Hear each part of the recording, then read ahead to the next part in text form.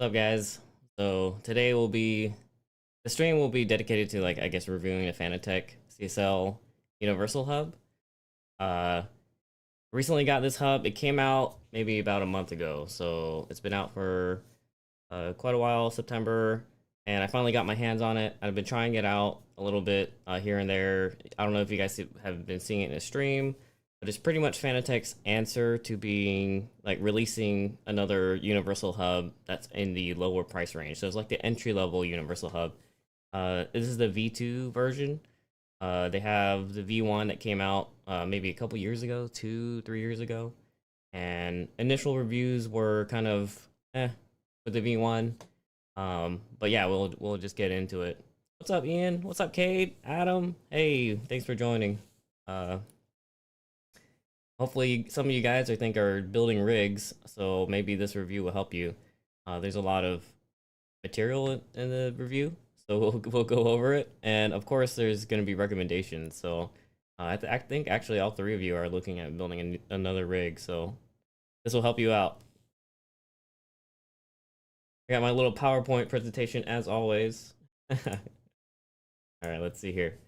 Yeah, so it came out in September this year, and like I said, it's Fanatec's like cheapest alternative for all their universal hubs.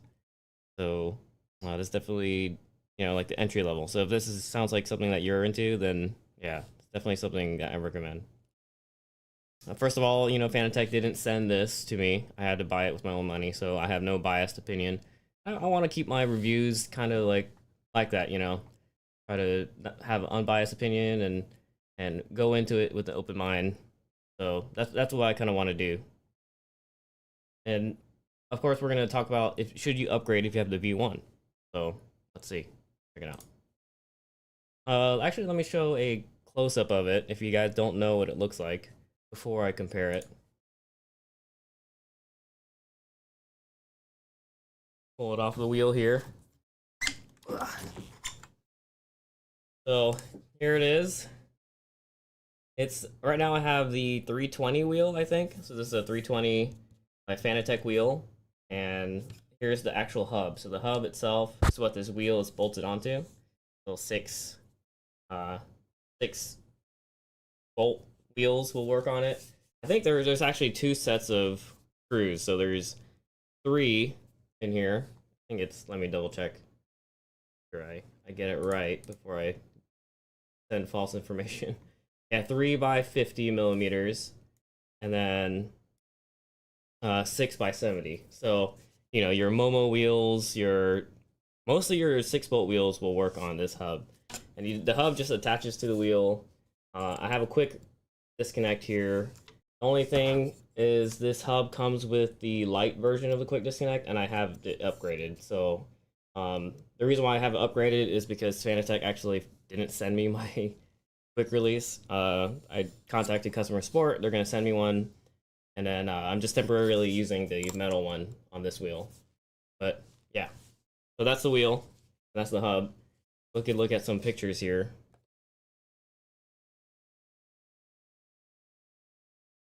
Let's see. Yeah, so there's the hub. It has the 3 little inner bolts, 3 by 50, and then 6 by 70 on the outside. And that's where most of your universal wheels will go. As I think, what is it? 21 total buttons or like inputs. It's 8 buttons, 2 toggle switches, a rocker switch, and then a funky switch, and then your paddle shifters. And that's the front of it. Here's it extended. So we'll talk about how it could go from a compact hub to an extended hub. And here's the back. This is the plastic quick disconnect that it comes with, and we'll talk about that as well.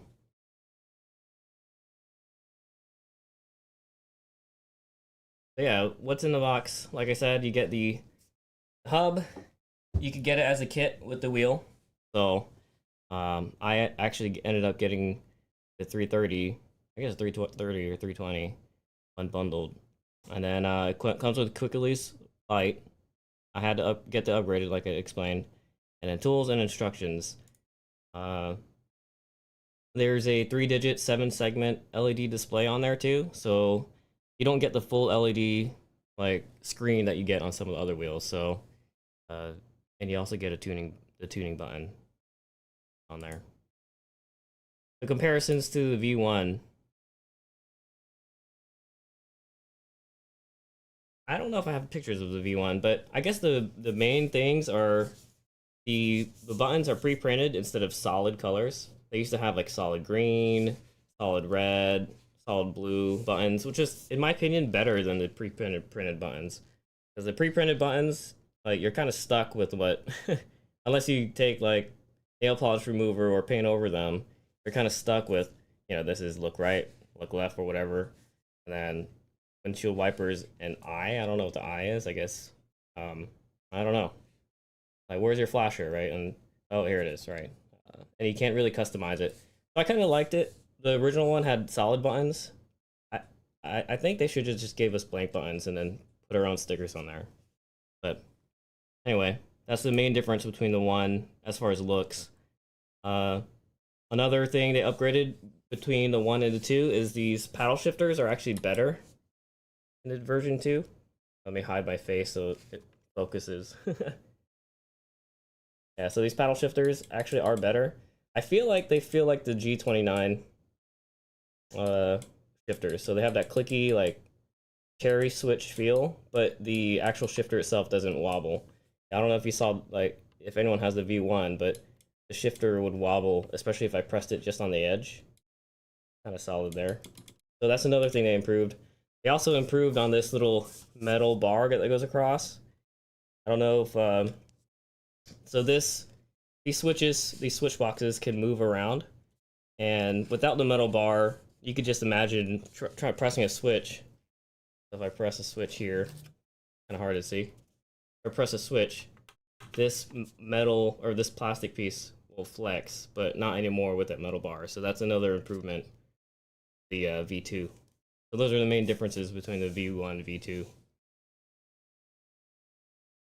Talk about the build quality. The wheels that come in the kit are actually pretty nice. I think they're a good, like, metal. It's metal here, and it's like leather here. You can get Alcantara, I think, but these are the main areas you touch, and I like how it feels, which is a huge improvement from like the Gran Turismo wheel. So let me grab that one real quick.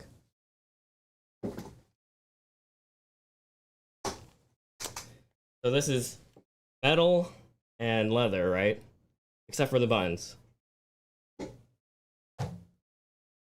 Gran Turismo wheel is rubber and plastic, so it kind of feels cheap when you're holding it on the main touch points, right? It doesn't matter if the buttons are plastic, but the steering wheel feels plastic, and it feels a lot lighter too. So that's a good thing about the build quality. The steering wheel itself is actually pretty good. The hub has this like little plastic feel on it, but like I said, it's just buttons, You're not pressing buttons like the entire race. So, just if you can handle the plastic buttons, which most buttons anyway are plastic, then that's fine. The hub does come with like I said, the quick release light. So it's a little lower Newton meters if you have a DD1 or DD2. It forces you to use the low force feedback mode. And yeah, like the shifter. So that's another part about the wheel that's not kind of nice. So the buttons, I would say, are the weak point, like with the plastic feel. And we'll get to that whenever we, I guess, talk about other wheels that you could compare. And the non-removable caps. That's another on. So yeah, Cade, you've been doing the Logitech for 7 years, and Adam, you're also using a G290, which I like. I actually still have mine. I'm actually thinking about letting my kids use them.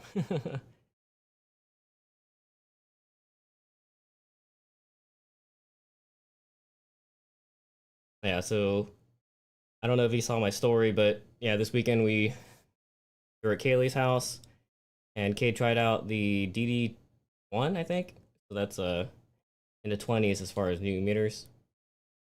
And even though I think Kaylee had his settings pretty high. I think you could probably adjust them down, but I should have brought my 8 Nm base. I don't know if this is how easy it is to just bring a base and swap it out, but so you could try it out. The 8 is good enough for me. What's up, Neil? Hey, when you K swap your car, you're gonna be a Honda brother too.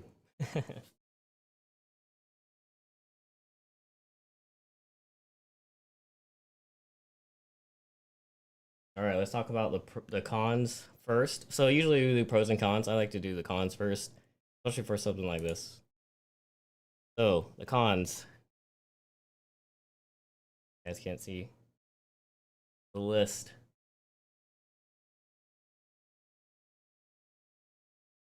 Yeah, so I don't know, I would consider it half a con that it comes with the QR1 Lite because you could upgrade it, you could change it, right? And it's a pretty good system. I've only heard of it breaking a couple times, but I've been using it on other wheels and it feels pretty sturdy. Another con is it's like the same price as the Podium Hub. So let me switch to that real quick. So this is the Podium Hub. It comes with a metal quick disconnect, and it has the same 3x50 bolt pattern and then 6x70 bolt pattern. So you could put your actual like wheels. So I have my Momo. Show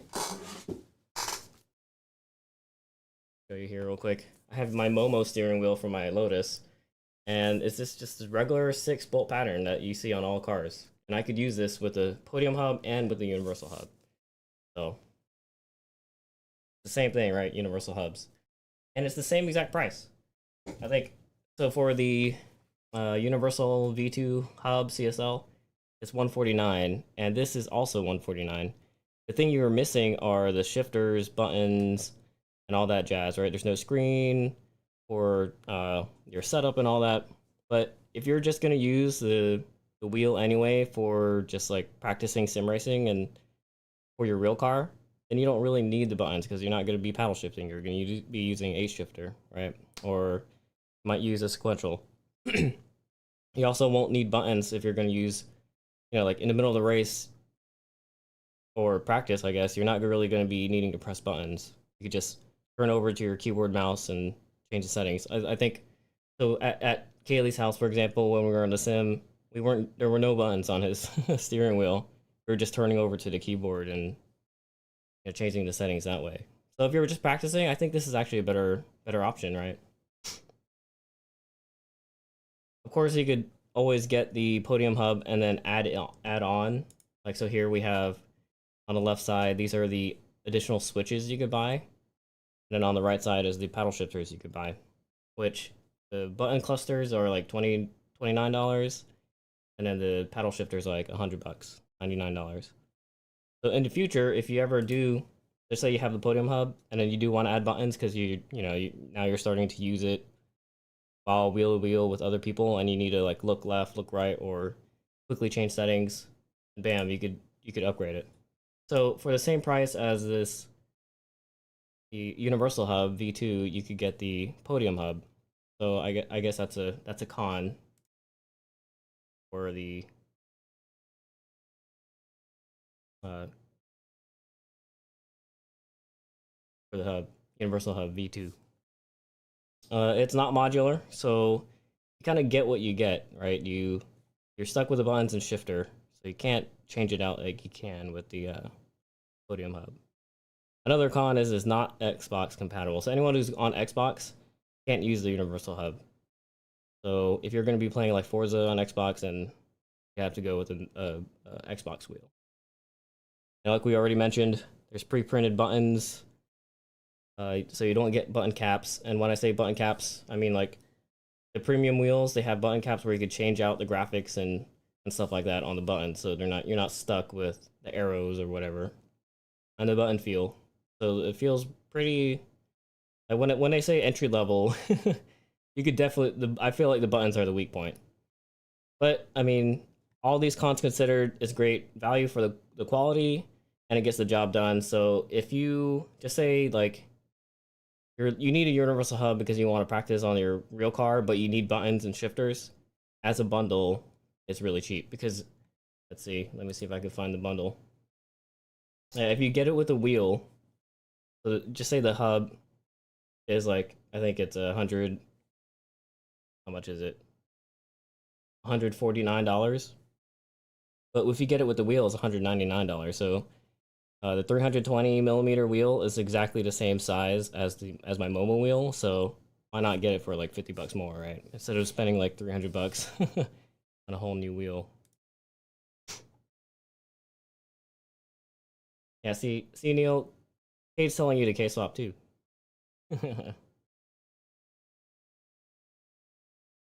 All right, so let's finish up the cons. So those were the cons.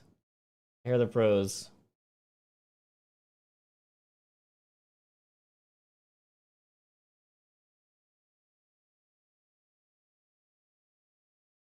So the pro, like I said, it's a niche like item from Fanatec for entry level people who want Universal Hub.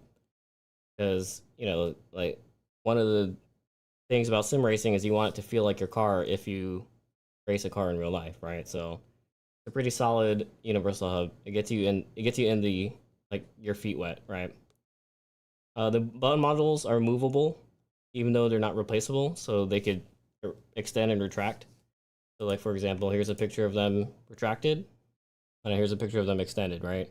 So it fits a bunch of wheels, like all of Fanatec's wheel offerings. They'll fit. So if you get like a small Formula wheel, it'll be nice and compact and really tight. Or you can get it extended, like if you were using like a real car steering wheel, like a 330 millimeter.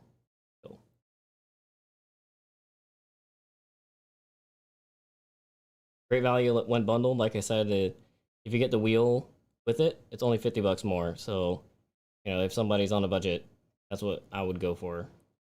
And honestly, so here's solid wheel to base. What I mean by that is when you're holding the steering wheel and you rock it back and forth, it's still pretty solid. Even though like the plastic, like up here, the hub itself is plastic, I think the bolts for the wheel to the hub or to the base is all metal. So it's not like you sacrifice, just because the buttons are plastic doesn't mean the whole thing is plastic, right? So that's what I mean solid wheel to base. And probably not as solid as the podium hub, but still pretty good. I like it because it's clean, so that's another pro. It's clean. If we look at the other hub offering, so this is the lower tier, right? Entry level. There's a mid tier, and this is the Club Sport Universal Hub. It looks nice, but not as clean, right? There's wires exposed, and it's modular, but I feel like you need a cover on top to make it look clean. But I mean, that's all personal preference, right? That's another pro. It's nice and it's relatively clean in my opinion. But here's the biggest pro: it's versatile. You could use your Momo wheel. You could use a spare wheel you have for your car, right? So if you're like driving in real life and you want to practice, I think this is like the hub for you. So even though there are a couple cons, I think this is still a pretty solid choice when you're using your own wheels. It's not useless, so there is a use case for it. A lot of people say, like if you want to go cheap, just get the P1 wheel. So the P1 wheel, this is the P1 wheel. P1 wheel has, built-in buttons, shifter. It's similar to a round steering wheel, like a road car steering wheel. And this is the category of wheels that we're looking at, road car, right? So yeah, it's pretty solid. I heard reports that it's, not as durable, but what are you missing when you get something like this? This is like $119, so it's even cheaper, right? You go for $199, or do you go for the P1 wheel, which is $119? Well, now you lose the versatility, right? You can't put your Momo steering wheel on here. You can't put, like whatever steering wheel you have in your car. So that's like the biggest con to me. So I think it's definitely worth it. The price. A little bit more info on it.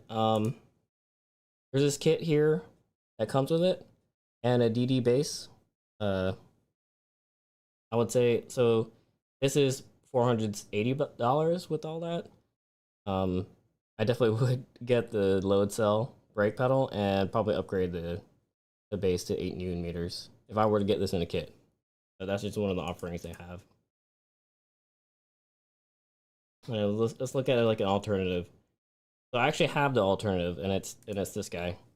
So just say you weren't doing like road cars, and you were mainly looking at like formula cars, open wheels, or you're just doing sim racing. You don't care if it's not simulating your car in real life.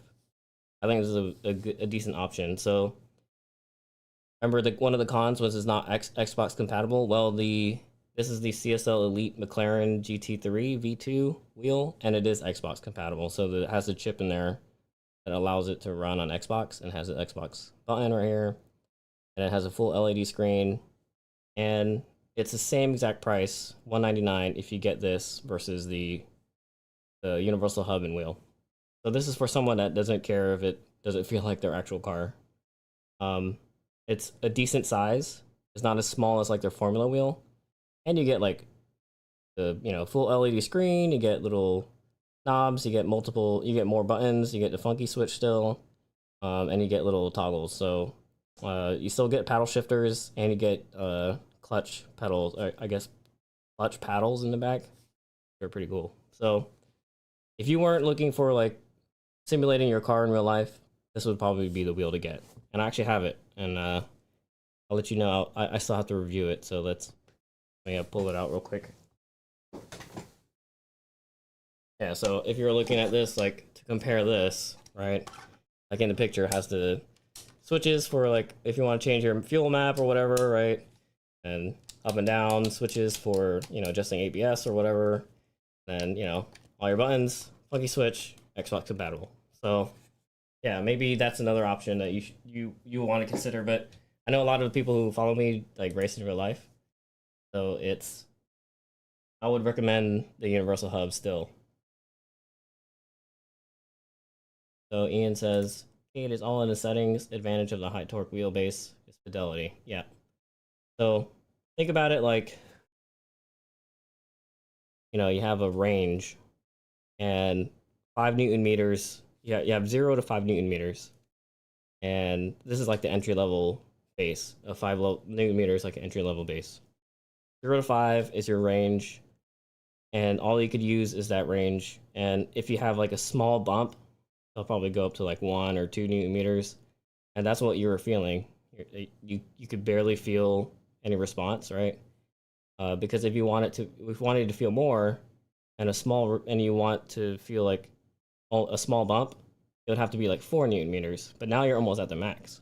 So a big bump would be capped out at 5. So think about it like peaking, right?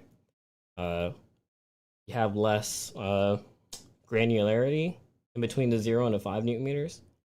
Whereas like if you had 0 to 20 Newton meters, you could feel a small bump at 5, and then a big bump at 18, or even 20 if you wanted to max it out. But you don't even have to go that high. You can make a big bump feel like 10, and then like a huge bump feel like 20. So you have a bigger range. It's kind of like resolution, right? So that's what Ian's trying to say.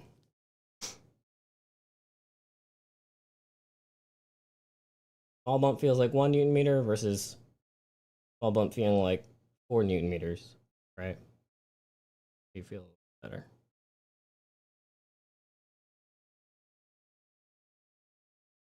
We haven't played yet, Kaylee, so we just did the review real quick, and then I'll do the review into like a bite-sized video. One thing I've been slacking at is making full videos on the live streams. Live streams are so much easier to do than full videos, honestly.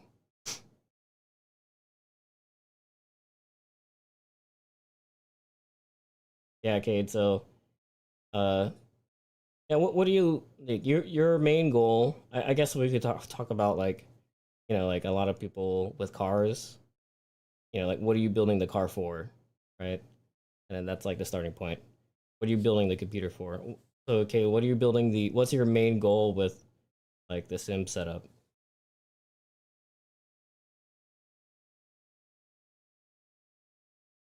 I guess you could say like, is it to practice actual driving, or is it to be competitive in iRacing? Or I guess it's practice. Learning tracks. Okay. And then just having fun. So if that's the case, I think like learning tracks because you want to convert it to seat time, right? Is that what you mean? I would say, yeah, you don't go with the Universal Hub so you could use a real wheel. Whether it be, like, let's look at the presentation real quick. Whether it be like Universal Hub, right? This is the exact same size as a Momo wheel. And you could ignore the buttons or you could use the buttons if you want. So you have the versatility of still using it and competitively in iRacing, right? Or get something like this and only have the wheel on there and then use your keyboard mouse to change settings and do stuff at the pits. But I mean, like you lose the advantage of having easy access to change your like black box, for example, right? So, which is that these two are the same exact price. This and this, same exact price. The only thing is this, like it's modular. So later on, if you want to add shifters or buttons, then you can. Right? And it's metal quick disconnect for the same price. Honestly, I don't see really a reason for the middle level unless you were trying to like be extra modular. And I mean, you could do the same. You could do this with the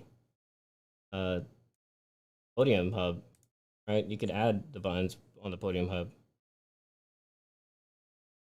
So honestly, the middle tier is kind of like trying to get the best of both worlds as far as price and functionality and rigid, like how solid it is.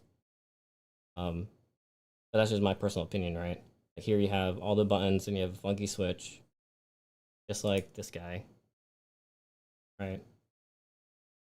Just like the CSL, I mean the CSL Universal Hub. So you can do that with the podium. Some things with the podium, some wheels with that have the podium hub actually do come with buttons, but it gets pricey. I think for you the best would probably be this, because then you still have the buttons to be competitive in iRacing, right?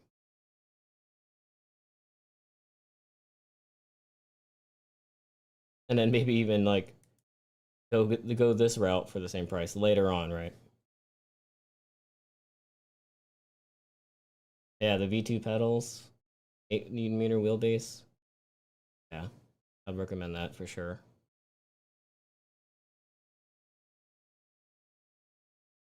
Yeah, did you have fun the weekend when we were at Haley's? I know Adam, you're gonna stick with your Logitech.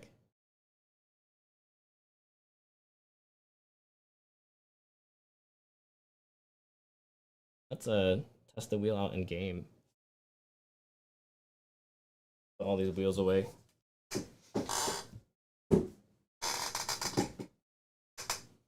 Sorry for the creaky chair.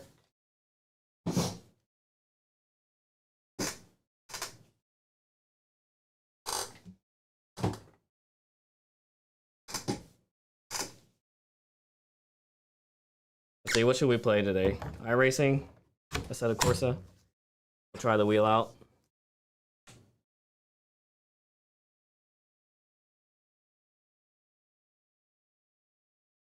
Okay, so Neil says, like GT4 racing, you need at least 4 buttons and two turn toggles. Okay, so I think this wheel has the funky switch.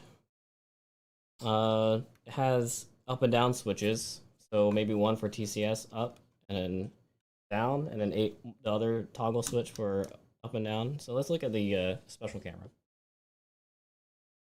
Oh man, you can't really see. So here's a toggle switch up and down. So this could be like ABS, right? Or traction control. There's another one on the other side, up and down, ABS, traction control. The funky switch, I would say, dedicated to your black box, right? So, if you don't know what a funky switch is, it's pretty much just an up, down, left, right switch that you could also press in to select and rotate, right? So it is a rotary switch. So like Left and right would be to select your black box. Up and down would be to select within your black box, like which menu item. Press down would be select. Then left and right would be to adjust. So just say like navigate to your tires, right? So move right until you get to tires. And which tire? Move down to the, rear tire, and then rotate to change the PSI, and press in to accept, right? So the funky switch will take care of black box. These switches will take care of ABS, TC, and traction control. And then you have these other buttons, which, I mean, like, look left, look right, maybe radio, push to talk, menu. So you could customize them to whatever you want. Only thing is they're pre-printed, so that's kind of annoying. Take some nail polish remover, remove them, and put stickers on them. Oh, you want me to play Assetto Corsa? All right, let's do Assetto Corsa. So I think there are enough buttons on this hub to be competitive in iRacing, or at least have enough buttons to play iRacing. And that's the only thing that sucks about the podium, right? You have to buy those buttons. But I think this is a good option for, someone like Cade. All right, let's go. Let me start up Assetto Corsa. I haven't played Assetto Corsa. Well, actually, other than when we were playing in Haley's house.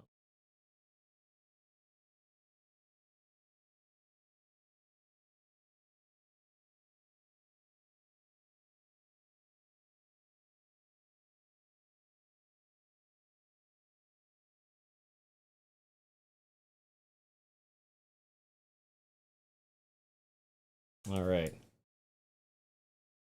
I haven't streamed it in a while. Everything is like hidden.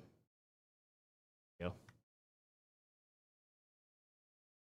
All right, so we'll do Honda Civic, and we'll change the map, or we'll change the course.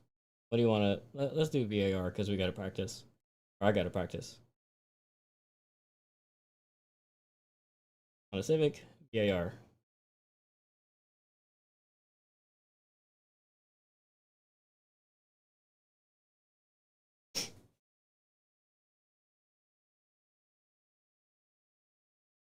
It's funny because we were talking about use the buttons for for iRacing, but we're gonna play Assetto Corsa.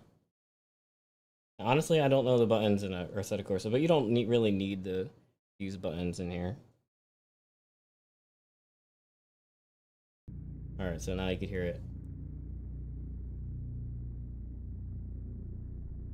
Change some settings. Do zero toe.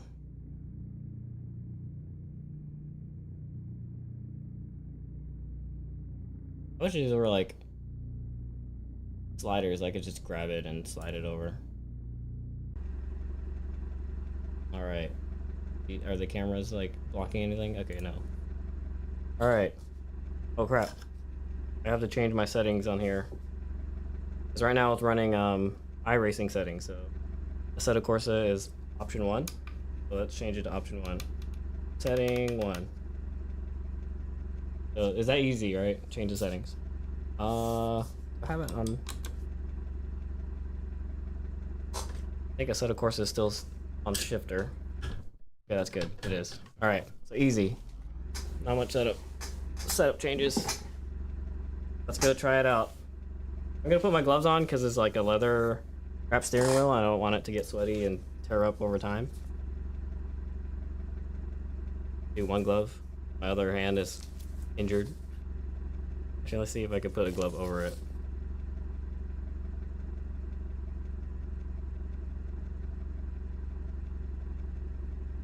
I can. All right. Never tried this wheel in Assetto Corsa, so hopefully it works okay.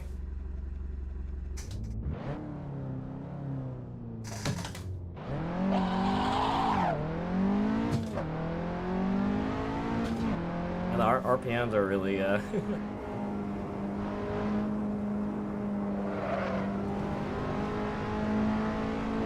pretty low.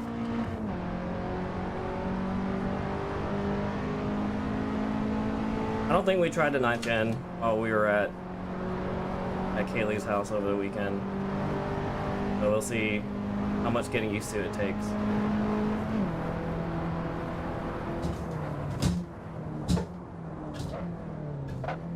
so it has a lot more braking power than whatever car. What car were we using? I think we're using EG.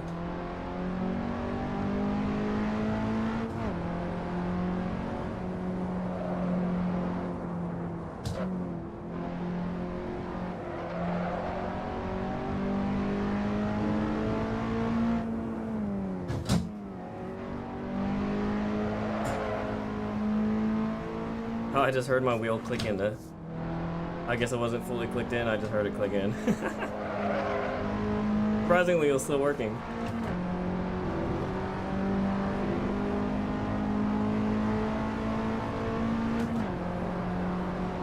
I mean, so far the wheel feels like, I mean, like I said, it's the same diameter as my Lotus, the Momo on my Lotus, so it feels familiar, right? Okay, that's all bad. But, like, when you're road coursing, all you need is something round that's, you know, like sturdy and rubberized and metal, right? That's like the main pro of this. You can use whatever wheel you want, and what sucks about the GT wheel is it's plastic, you know, so you don't get that issue. Yeah, volume sound okay? Kind of low.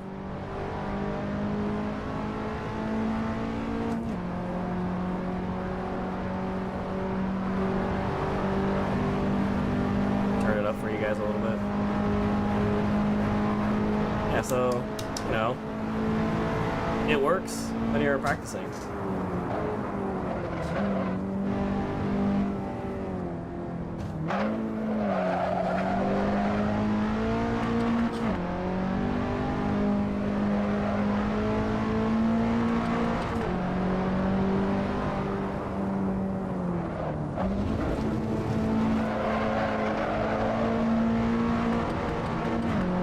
Try to get a fast lap here.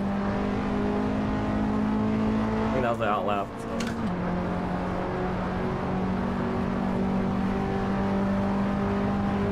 I'm excited for VIR.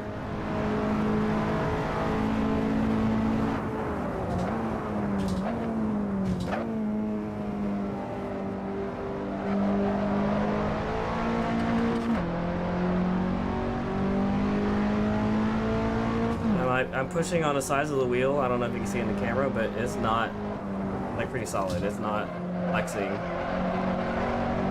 So if you're worried about, you know, oh, it's a cheap price, you don't have to worry about it. You know, you sacrificing your like the quality of the wheel to base, quality of the wheel to the base. You know, like firmness. Even though the buttons, like I said, you know, they're the weak point of this hub. I would say how solid the wheel is to the base is still, you know, like, still good. Even with the, well, I guess I'm cheating. I'm using the metal quick disconnect, but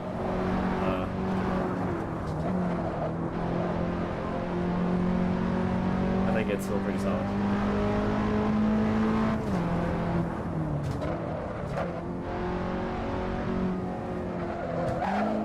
I didn't brake. I didn't brake and it didn't road match, so I kind of slid there.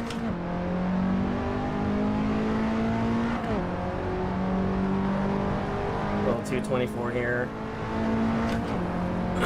Maybe we could push it a little. And you know, if you do get this wheel and this base, I have another video of the Assetto Corsa settings and versus the iRacing settings, so maybe check that out. Okay, I broke way too early. Maybe I should split that into 2 braking zones.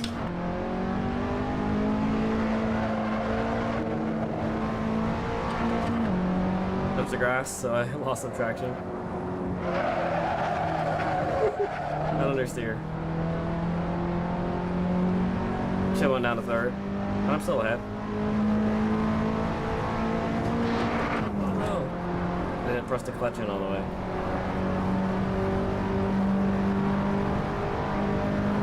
Now let's brake a little later.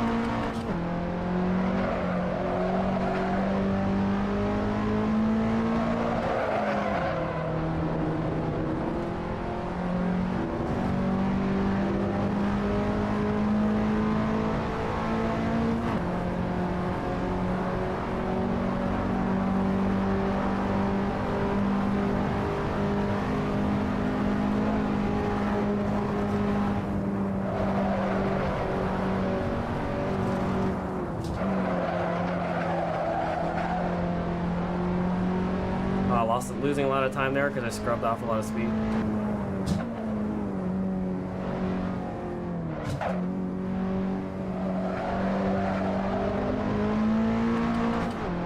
Gaining some time here. I wonder if it, so Universal Hub, I wonder if you could drill holes in, like, just say I bought the, like, a spare Honda Civic SI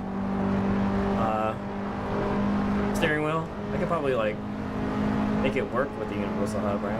The only thing is, like, because it comes out a little, I won't be able to reach the buttons. I cooked it. There, I remember I was like, I broke too early last time. I broke way too late, and I think I was braking while trying to turn. Maybe I'll be faster with the downshifts. You're licking the car!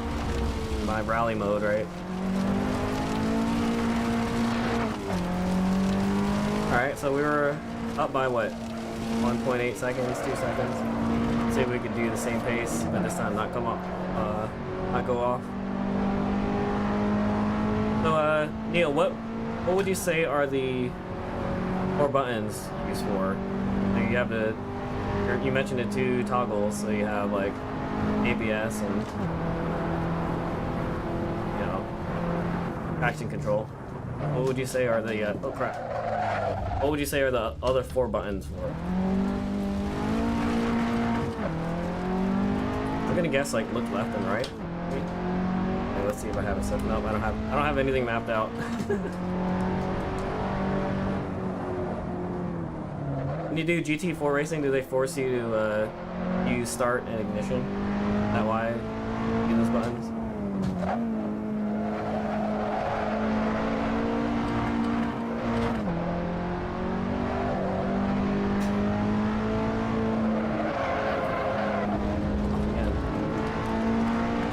Abnormal lap. And I went off on 1.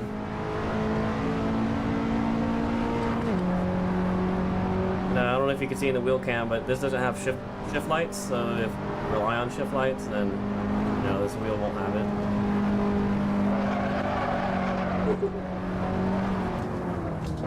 On the wrong side of the line.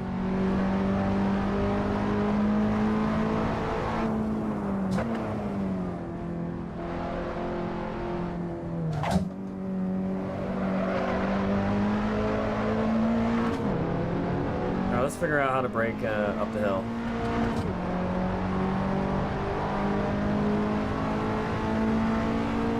Maybe one day I'll have an affiliate link so that you could get a discount code for Fanatec.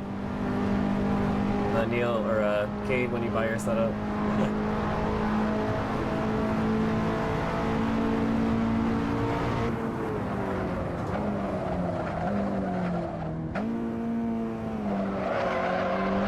Probably split into 2 braking zones, right?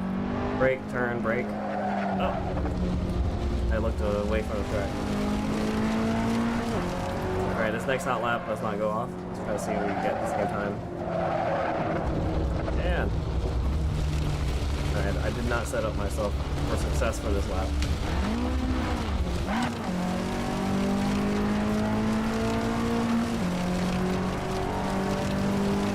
I think there I need to lift a little bit more, definitely not brake. This car's a lot heavier than an EG, so I gotta get used to it. Brake later.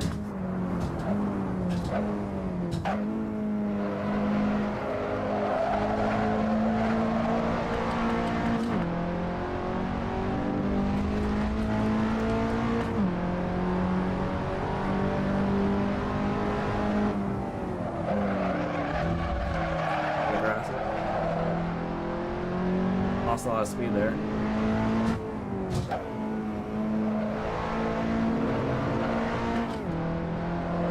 My heel toe isn't that great. Like, it's good.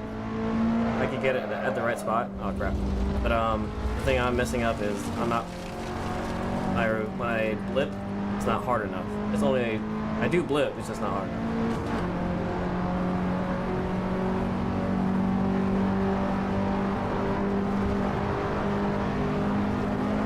The hub works good, and of course we'll probably switch to iRacing here.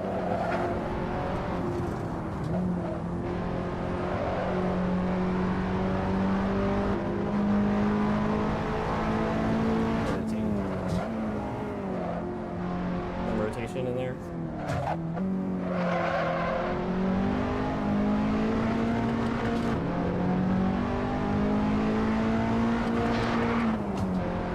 And clutch enough. In a couple days, Forza's coming out. I don't know who else is buying it, but I'm definitely gonna do the early access Forza. We'll probably Thursday stream. Probably do a long stream that day.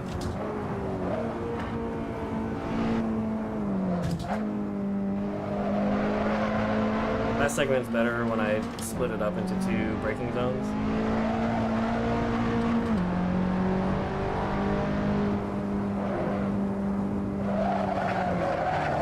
Okay, so there, I probably need to... I wasn't braking in the EG before, so maybe I need... This car I need to brake there. I was just lifting. Here, I probably do need to brake. I'm learning the 9th gen, which I should have been practicing on the 9th gen anyway, because it's the car I'm taking on VAR weekend.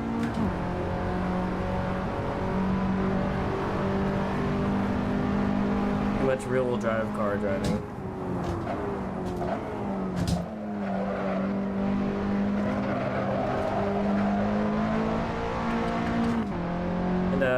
The nice thing about the Universal Hub is now I have a 330mm wheel, which is a lot bigger than some of the sim racing wheels, and it feels just like I said, I get the same amount of like feel I get in a normal car.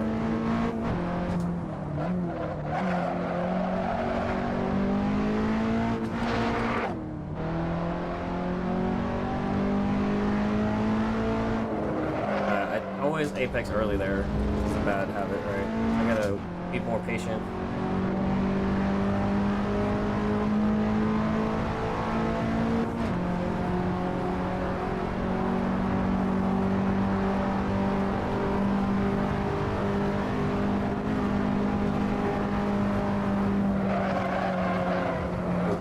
Bad with the weight transfer.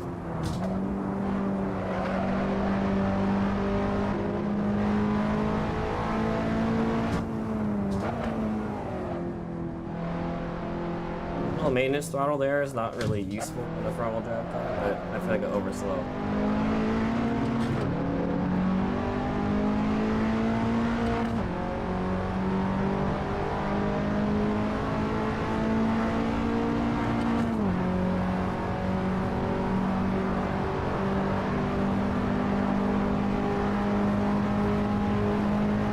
Are you working, Kaylee? Are you able to hop on?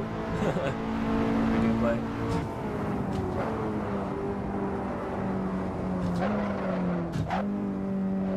That feels faster. Alright, let's try braking here for the first S. Straight line a little, and then here. To get some grip. Okay, so they're a little slow, so maybe not brake for the second S. It's so funny, you always work whenever I'm live. Like when you go to your house, play, but hard to play live.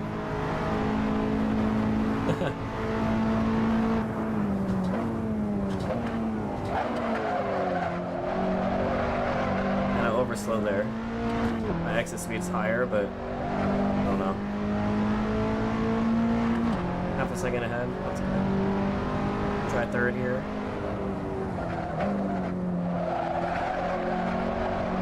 And second.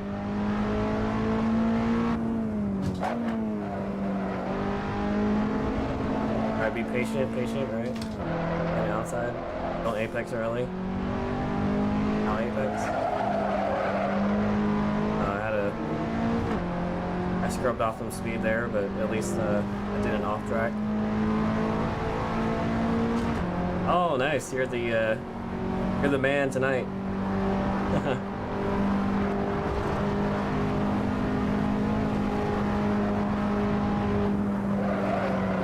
There, I scrubbed off speed too much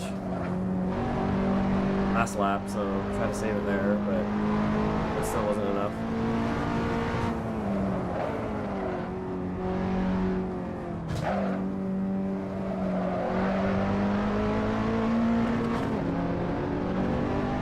In iRacing, that would have counted as an off track.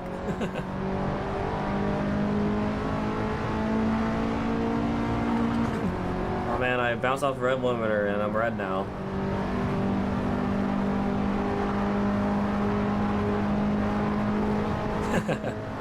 I bossed everyone around.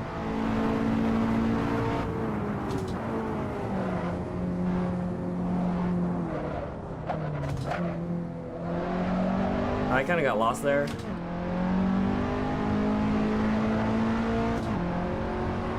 I have a higher exit speed. So. Oh no!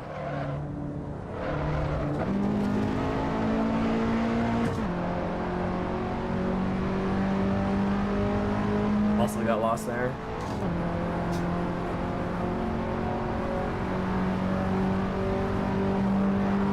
I think this thing can do a 219. 221. Let's go for 219. Oh, hey, the track's on the right. You're wrecking the car. Tried to brake extra late. I don't know why I waited. I was like excited about the 219 and I broke extra late. It's a good middle, find a good middle between the where I've been braking and where I broke there.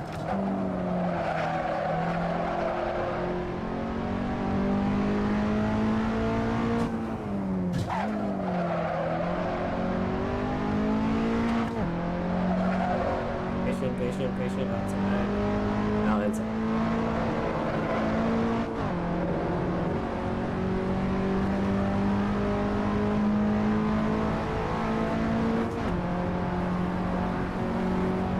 A little bit more gripes about the wheel is so on every Fanatec wheel there's a button to change the settings. And this one's button is like right, I don't know if you can see in the wheel cam, it's right next to the right arrow button, so like right here. So if I want to press the left button, right on the edge, right? If I want to press the right button, I have to move over a little bit because I might hit the setting button. That's a gripe. I kind of wish they put the setting button like up here where the display is. Some of their other wheels have the setting button near the display, and it's kind of weird that they would put it here, right next to the right button. You can see it in the wheel cam. So like on the left side, the left button is right on the edge. And on the right side, it's not on the edge. It's left of the setting button. I don't know why they did it like that. Could it keep true to the original V1?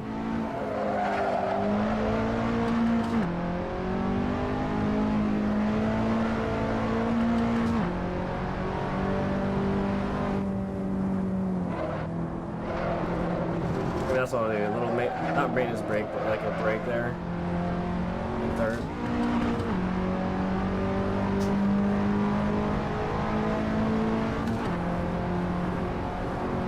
Alright, let's do 220.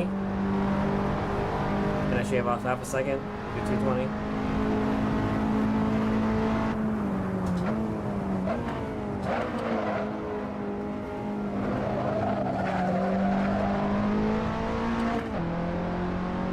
Very red. I guess I was doing that turn really good before. Do third here.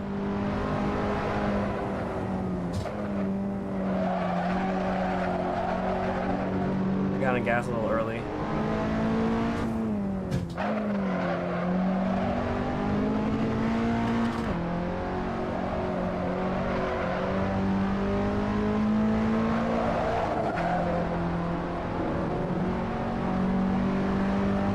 Exit there.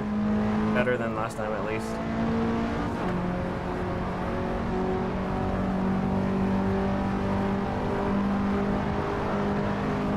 Yeah, so if we want to customize the wheel, you know, that's one of the cons. You can't really customize it. No! And my rear tire dropped in the dirt and then all my weight transfer was wrong.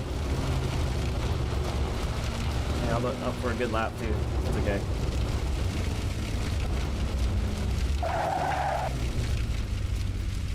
On a little excursion over here. Just a little track preview.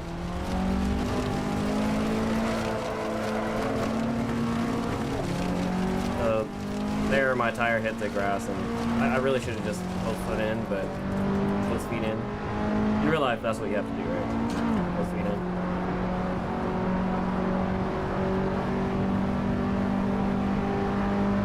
Oh, it had the drain pipe. Is it in Assetto Corsa too? I know in iRacing it's down there.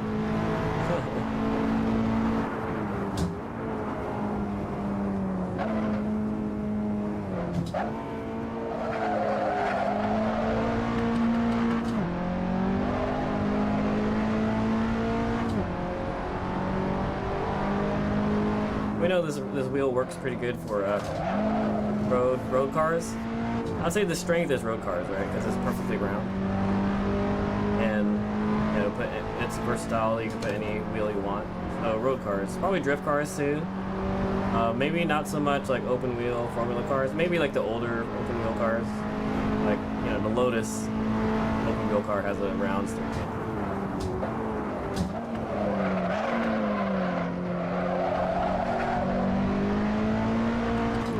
Rubbed off a lot of speed there. Still on pace.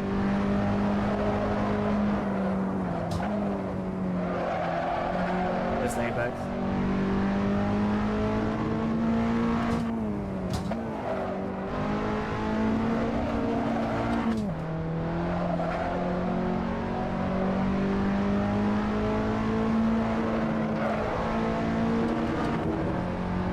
Alright, let's not visit the drain in the Shadow Realm.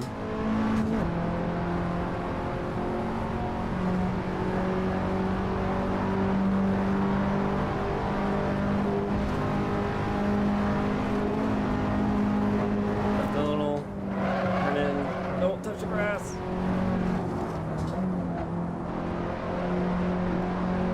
Fourth, oh man, I'm really red. Third. Second.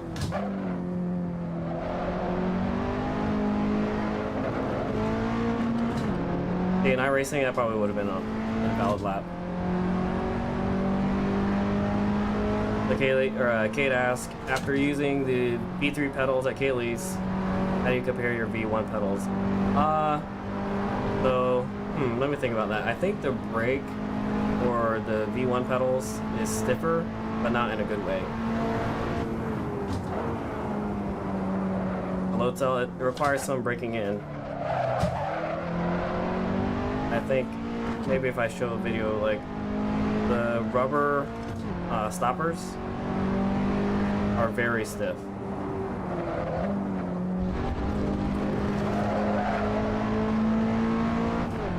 It's like I have to like constantly use it to break it in. So maybe when it's broken in, it'd be better. But I think that's the biggest that back, because there's no like, it almost feels like I'm pressing on a wall that's squishy. There's no like, it doesn't give in like a, you know, like there's no spring part.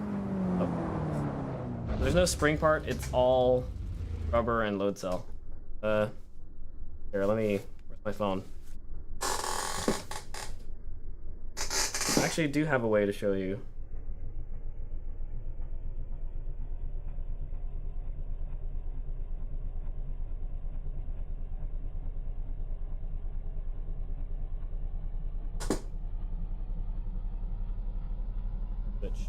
Cameras. Oh, you can hear me.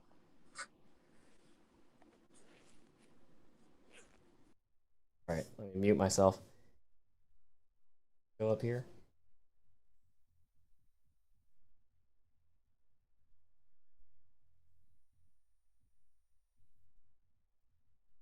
I didn't realize that I was going to be sharing this today. Oh, here. All right, so it's kind of weird because the background, if I can make it like this. Not to show anything weird on my phone. All right, so there you go. A little laggy. So here, this is the brake pedal. I'm not pressing on it, right? When I press on it, like you see it's barely moving. This is all load cell. Like the feel is there, is realistic, but there's no give at first. Like a clutch, you know, like see, this actually physically moves, and then like here's the spring part, and then there's the rest of it. This is more like, you know, I'm just putting pressure on the load cell. Yeah, that's like 100%.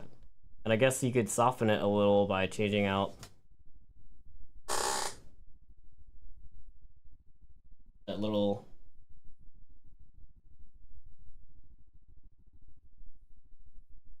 all the rubber, right?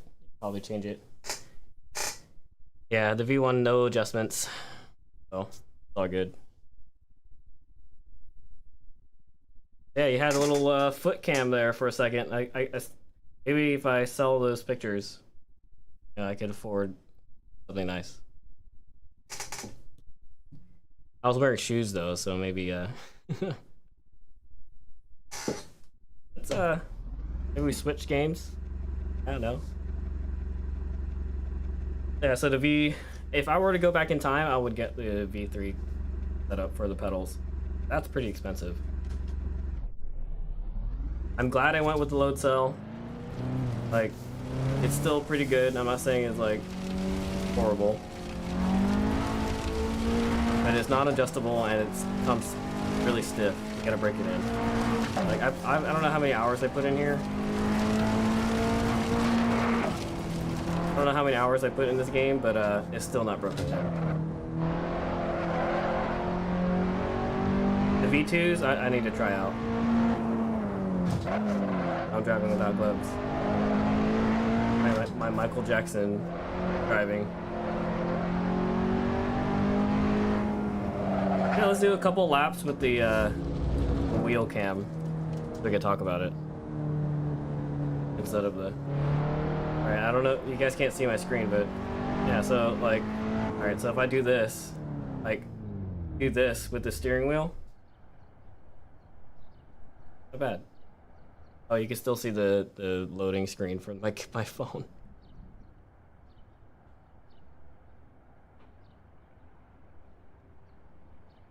Yeah, so just say I grab the wheel, and I was doing this to it. That's all the play that's happening right now. You get to kind of see it a little bit, but it doesn't feel bad. That's the wheel to base like connection. It feels solid. So just because you're getting a cheaper Universal Hub doesn't really sacrifice that too much. So Kaylee says sell yours. Yeah, I mean, like, maybe one day if I get like a full kit, I'll what I could do is, you know, like this whole setup, probably sell it as together. I'll probably keep the base because I like the base. It's PlayStation compatible. I upgraded it to the 8 Newton meters, so I'll probably keep the base. I keep the shifter because they only have one shifter available. And I'll probably keep the e-brake, but that might be it. I might sell the pedals, sell the stand, sell my wheels. Yeah. Oh, so Dave, do you have the Q2? Did you upgrade? I haven't upgraded yet. All mine are still Q1s. Whether they be metal or plastic. Yeah, the real wheel moves a little bit too. That's true.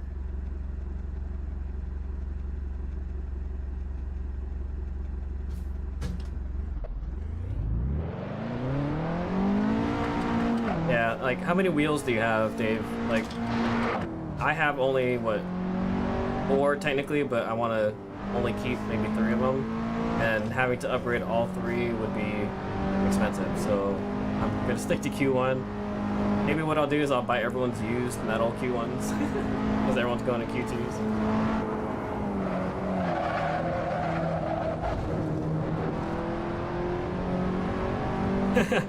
Yeah.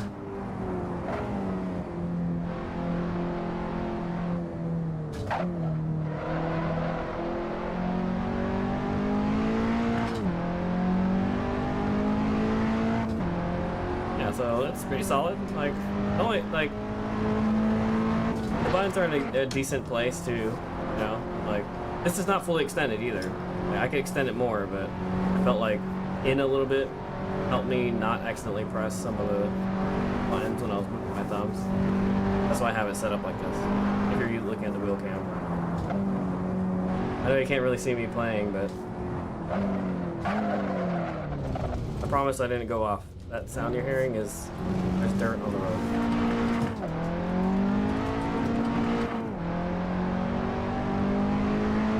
Who put the dirt on the road? Who did that? Jeez.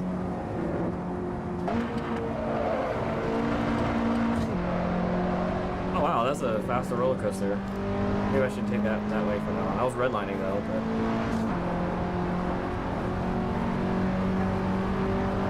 Yeah, see, the screen turns off because there's no... I don't know, maybe they should have made it, like, have some lines or something on here to show that you're about to redline. It only shows the gear. I mean, it's useful for changing the settings. Oh, crap. But, yeah, no shift lights. Which, I mean, if your car doesn't have shift lights in real life, then you're not missing out. And you can always look at the screen, too.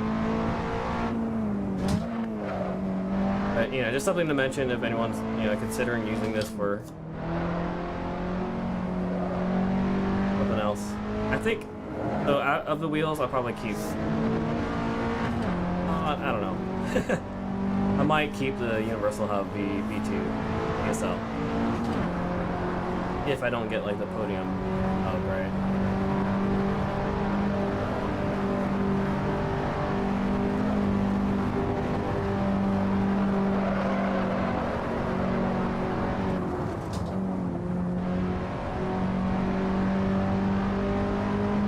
Actually, on pace to set a decent lap.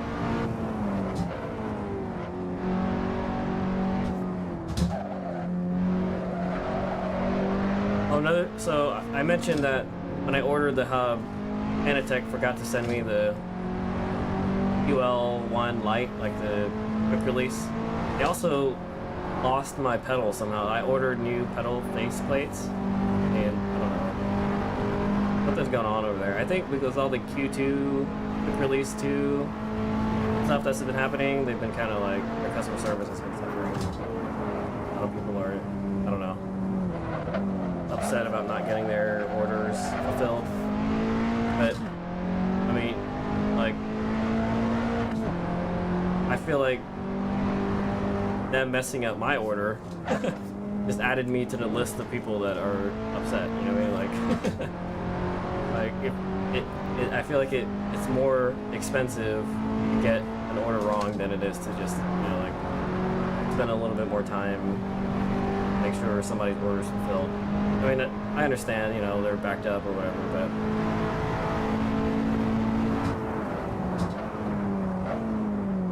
now they just have another person emailing them, you know? That's all good. Alright, so that's the wheel and the wheel cam. Let me see if maybe I could close up.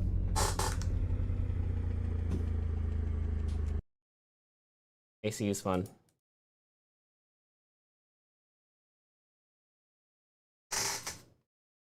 Off. Yeah, so there's the wheel cam. Pretty good wheel. I hate the buttons. So I actually have extra button caps. I think what I'm gonna do is, I mean, they won't fit over it. Maybe I'll get some nail polish remover, remove the white part, put a sticker, or put a sticker on it, and then put some of the custom text on there. I don't know, we'll see. Wow, not bad. I don't know if I think I mentioned it in the review, but there's this little metal bar right here that, you know, you loosen these 3 bolts. 1, 2, 3, and then you could move the buttons closer or further away. And this metal bar here is actually an improvement from the V1. So it keeps the buttons from, whenever you press them, keeps them from being the whole thing moving in. So Let's see if we can see it here. Getting disoriented over here because the camera's over my shoulder and image is reversed. So if I'm like lost. So okay, let's see. So here I'm trying to press the button, right? If I press the button, can you see it wiggling a little? Going back. Right, you see the wheel wiggling? But that's me pressing hard. And I can't imagine what the V1 was like. The V1 didn't have this metal bar. So if you pressed on it, just relying on plastic, I guess this little plastic piece right here, that would not be good. And the same thing for the shifter. I'm definitely off now. If I pull it in, you know, it squishes a little. But without that metal bar, I think it would be even worse. But I mean, you're just gonna go like quickly, like, you know, you're not gonna like, it's not like a handbrake, you know.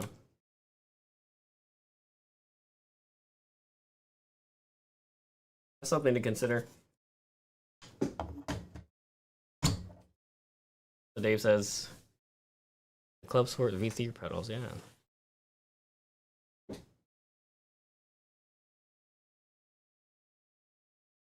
Sorry, I had to do a little cough there. If you use the bolt for the quick release, it gets rid of so much flex. Yeah. Yeah, but then it makes it not a quick release. So what he's talking about is this guy. Down on, for the quick releases, there's a bolt here.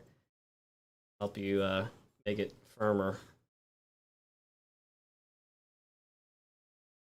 Yeah, you could. That's another option. If you only have one wheel, just use the bolt and it'll get rid of the flex.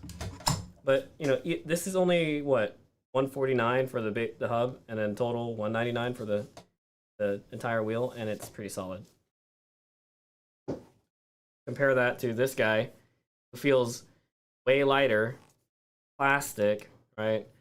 I mean, like rubber, sure, but plastic. The touch points are plastic, and the reason why it probably feels lighter, not just the quick release, but this whole thing is like, I don't know, it feels really not very secure.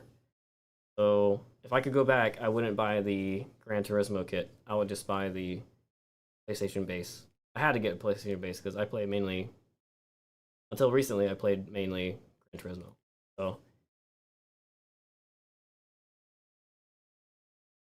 yeah, so Dave makes a good point. The bigger hub is $320 by itself with no wheel. Let's switch to that real quick.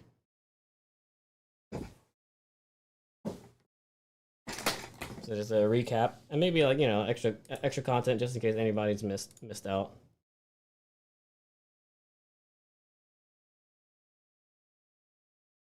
This guy is $299 with no wheel, and I think just what's the upgraded version? There's two versions. There's one that's like Xbox compatible and one that's not, I think. Let me double check. Let me go on the Fanatec website.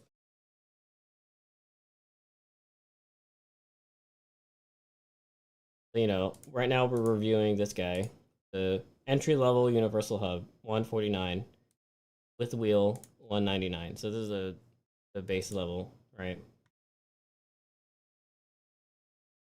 If we go with the mid-tier, which is the Hub Sport Universal Hub, that's $299 with no wheel.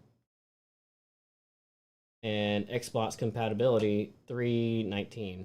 And I think the pricing is lower now, which is good because of Moza.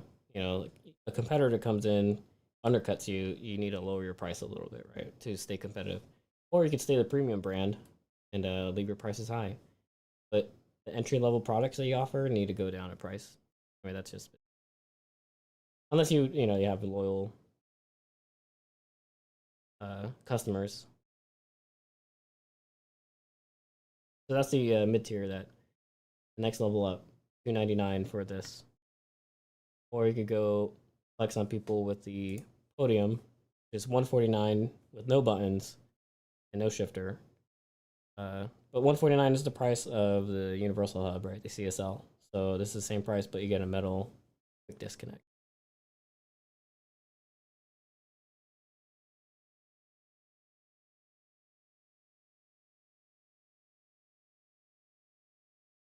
Oh yeah, so you were talking about the Xbox version. Yep, 320.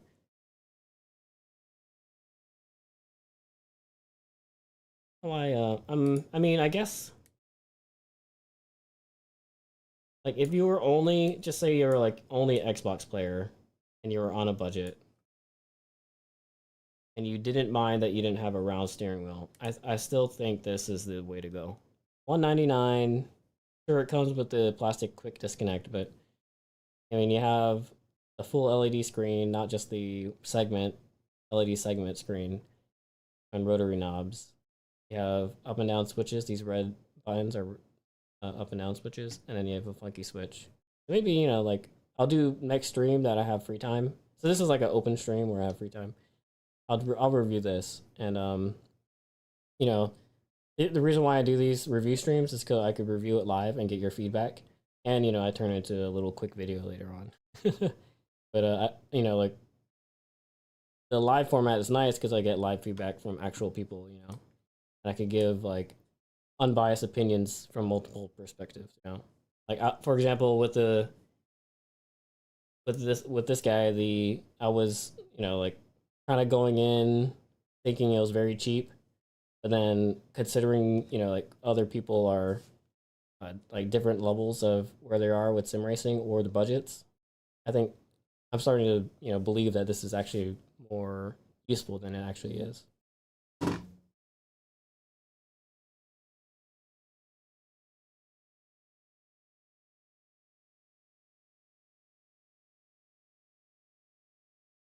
Not a bad hub. I'm kind of glad I did it. I tested it out, and I'm glad I got it like as it got released because the version one, I've heard all the reviews on version one are pretty bad. The way they upgraded the version two, good job, Fanatec. I think they listened to their customers and they executed really well. So not bad.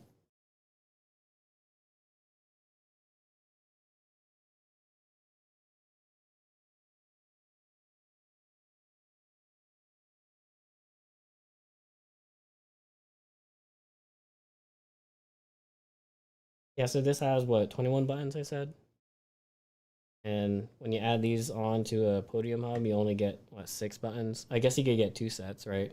Two, six on the top, six on the bottom, and then I don't know if you could buy the funky switch separately.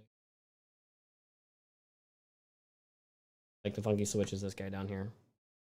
I don't know if you could buy that separately. That'd be nice because then you get the same number of switches as the Hub Sport with the podium.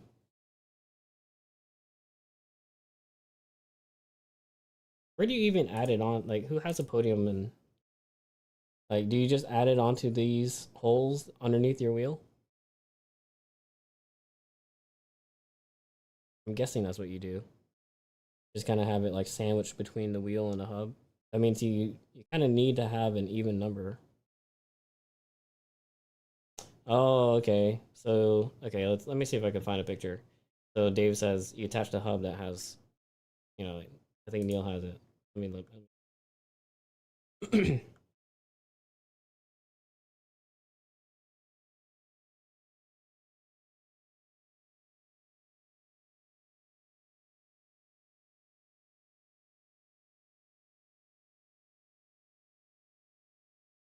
We got the Club Sport hub.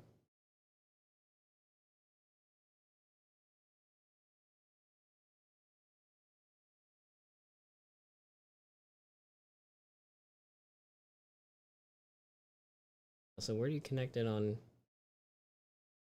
Connect it to the back.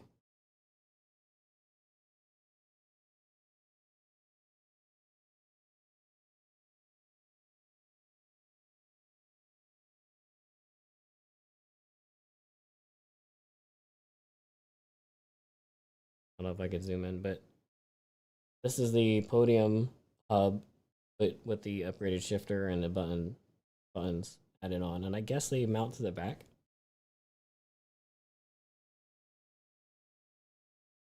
Like using these holes. No, these are for the quick disc. The side holes are for the shifter.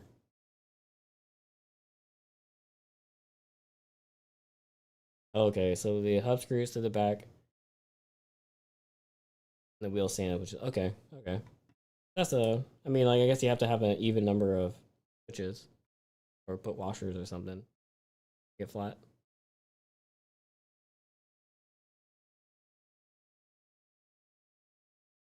Unless these are like recessed in a little.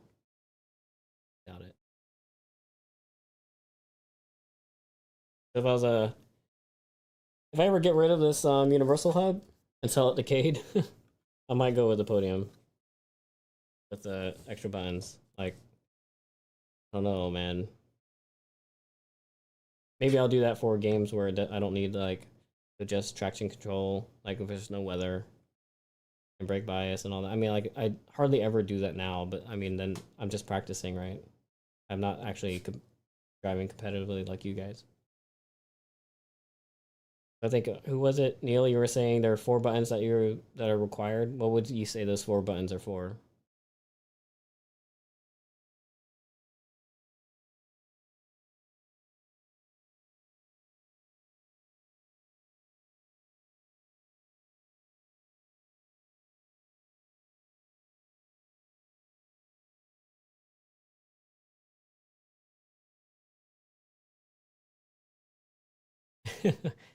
Yeah, this competitive racing is very sweaty.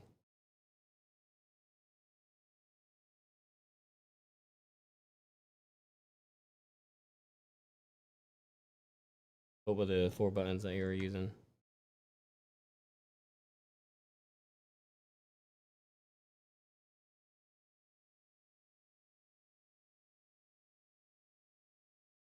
Oh, there's updates. Update later. Oh no, I can't update later. I have to update now. We'll keep talking while iRacing updates. Yeah. I think we were talking about this at the party. I was actually pretty competitive as like for not not sim racing, but for other games. And man, spreadsheets and building my own calculators and like damage calculators or memorize like so for example, as a first person shooter, right? Memorizing maps and making up nicknames for all the points. That's good, Neil. You're doing a different style of driving, different classes, series.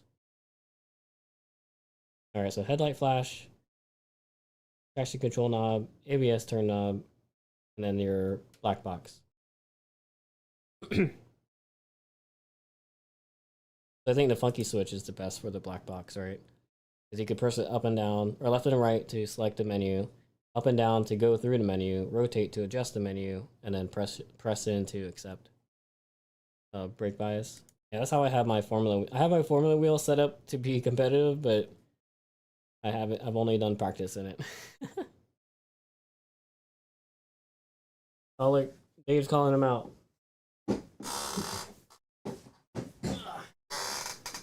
Here, this is what I have. Traction control, brake bias, ABS, fuel map. Yeah, no, map is fuel map.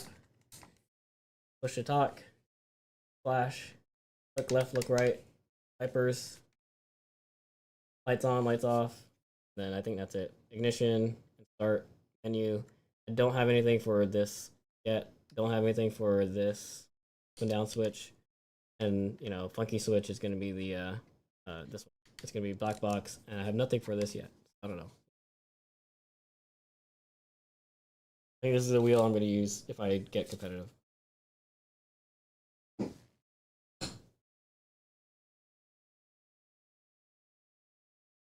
What are the races this week? Oh, it's week 4 of 13. Little old Mans.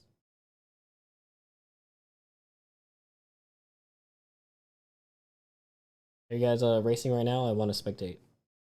I'll just test drive. I got to review this wheel. Remember,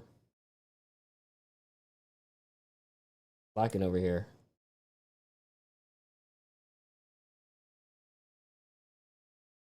It's funny because you guys are, you guys could actually aim to be in the same lobby. I am not on at that level yet, so it won't even let me join your lobby. totally different. Like I'm rookie, right?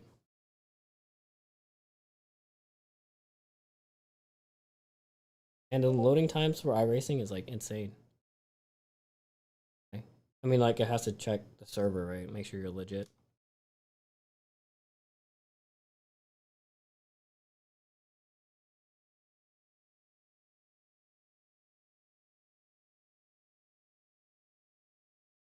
All right, iRacing's done updating.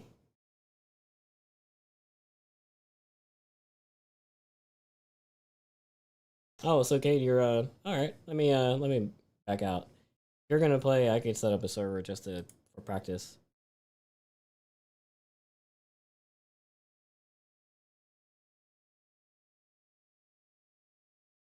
And if you're watching and you're not part of the Discord, that's where we usually set up, you know, like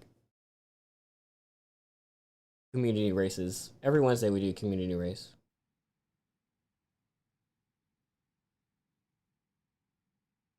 Oh man, I already loaded up. We gotta start over. Racing hosted race. All right, so let's check the Discord. Speaking of the Discord, pull it up. Oh yeah, so he sent the button module. Okay, it's like covered, right? I guess that's the okay. That's the Hub Sport.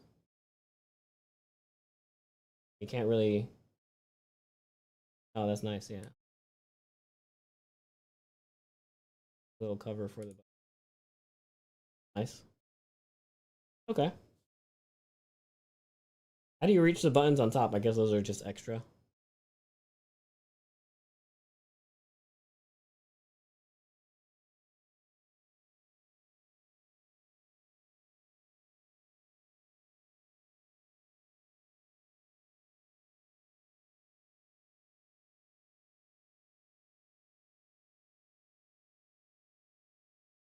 Do open practice.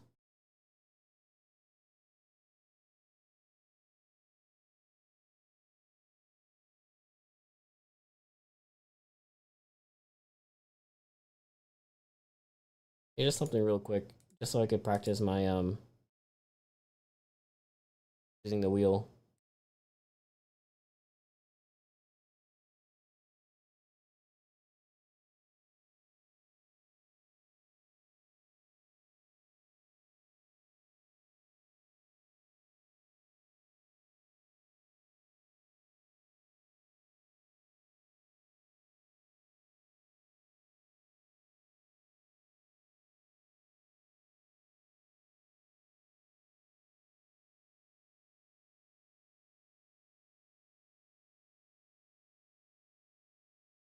Have fun.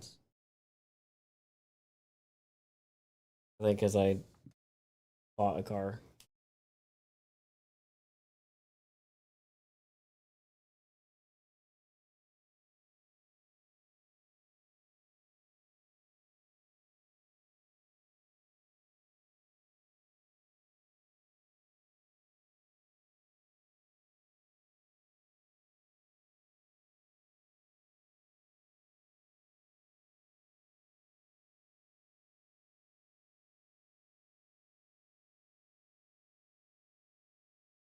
There you go.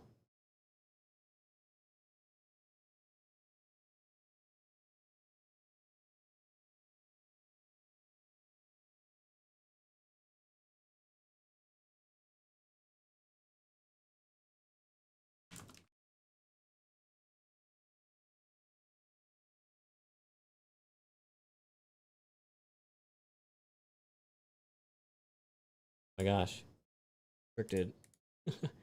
Did I restrict myself?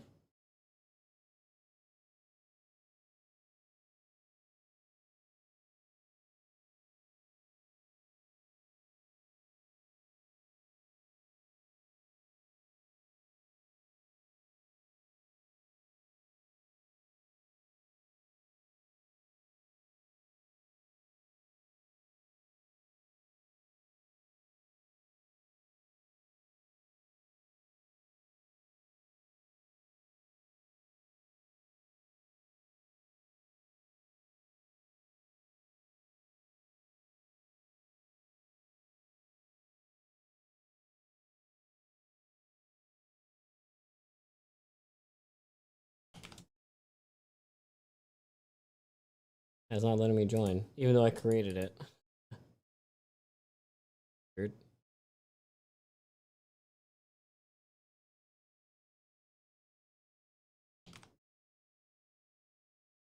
There you go.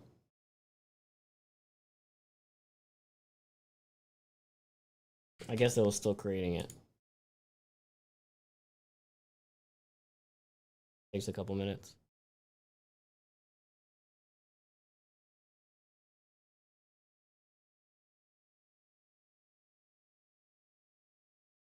Set this up. Aids in the voice chat.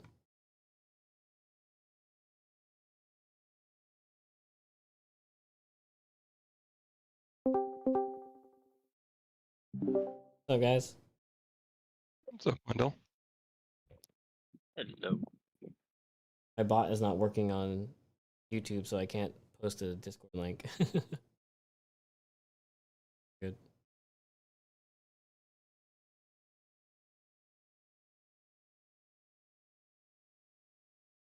I know you guys are tired of VIR. I'm honestly enjoying both. I enjoy VIR and Sebring. Obviously, Dave has been there. I have not, and neither have you. I'm excited. I would be too. Sounds like a cool experience. I wanted to point out while I'm thinking about it, obviously, when it comes to wheels, having the option to have buttons on them are very important. And of course, in the sim world, we have button boxes. And as we all know, button boxes can be upwards of $200 or so, right? Yeah, that's true, yeah. Well, one thing that has not been discussed is the fact that you can still buy smaller programmable hotkeys, like a pad of 9 of them, which is the same as a button box, just without the toggle switches and stuff like that, or the rotating knobs, or I forget what you call those. But yeah, you can get those for like $35 on Amazon, and program them as a button box for a very little price. They just don't look as cool. Yeah, that's true. It's kind of like Like it's a USB, DIY. right? Yeah, it's just a USB, and a lot of them, I think, are just recognized. You know, just like you have a wheel button, you plug it in and you hit the buttons. It's just, you know, one of those things that's recognized as a programmable key. I don't really think you need like a third-party program. So yeah, that's definitely like if you are on a budget, instead of spending a lot of money on a big fancy wheel, you could theoretically, at least with the Moses stuff, an NRG wheel connects directly to, or an NRG quick release connects directly to the Moza direct drive system, and then you could have like a cheap button box on the side from like Amazon. Okay. But obviously this is Fanatec, and I'm pretty interested in Fanatec, so that doesn't fully apply to me. But I do find that pretty cool that the Moza stuff, the NRG wheels, literally snap right onto the Moza direct drive systems. I guess you could, yeah, you would have to like kind of sandwich a disconnect, like a NRG quick disconnect, right? Wanted to have that kind of. Yeah, I'm sure it's the same because you run an energy quick release hub in your lease, don't you? Yep. You pull that wheel off, your Momo wheel, and it will literally snap right onto a direct drive Moza base. Oh, nice. It is the exact same pattern with the ball bearings and everything. Kind of cool. You got anything about your motor, Dave, since we've last spoken to you? Yeah. I mean, just waiting on parts right now. I've got every single part except for one piece. So. Oh, you're building? Waiting. Yeah. I'm building another one. So. Oh, your original one was an actual build. It wasn't just the Oh yeah, no. motor per se. No. I think this is my 4th motor now at this point, but no, Dang. the last one was built as well. But we figured out the failure today, and I don't feel like getting into the whole entire long story behind it. Oh, I totally get it. Until certain people are talked to, but we found the failure, and it's interesting. Can you tell me if it's oil related or? No, not oil related at all. Nope, and not driver related at all either. So.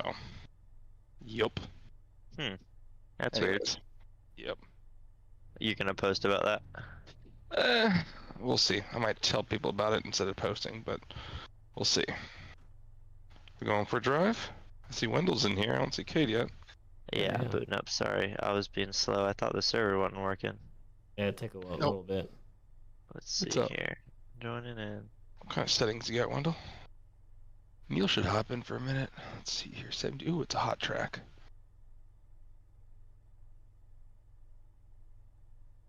Thought I picked ideal. I'm trying to get my race lab layout to work. Nice. See? I don't know anything about that. I cannot help you. Like I see it on my screen, but not on the stream. I had it up earlier. Yeah, that is above me, man.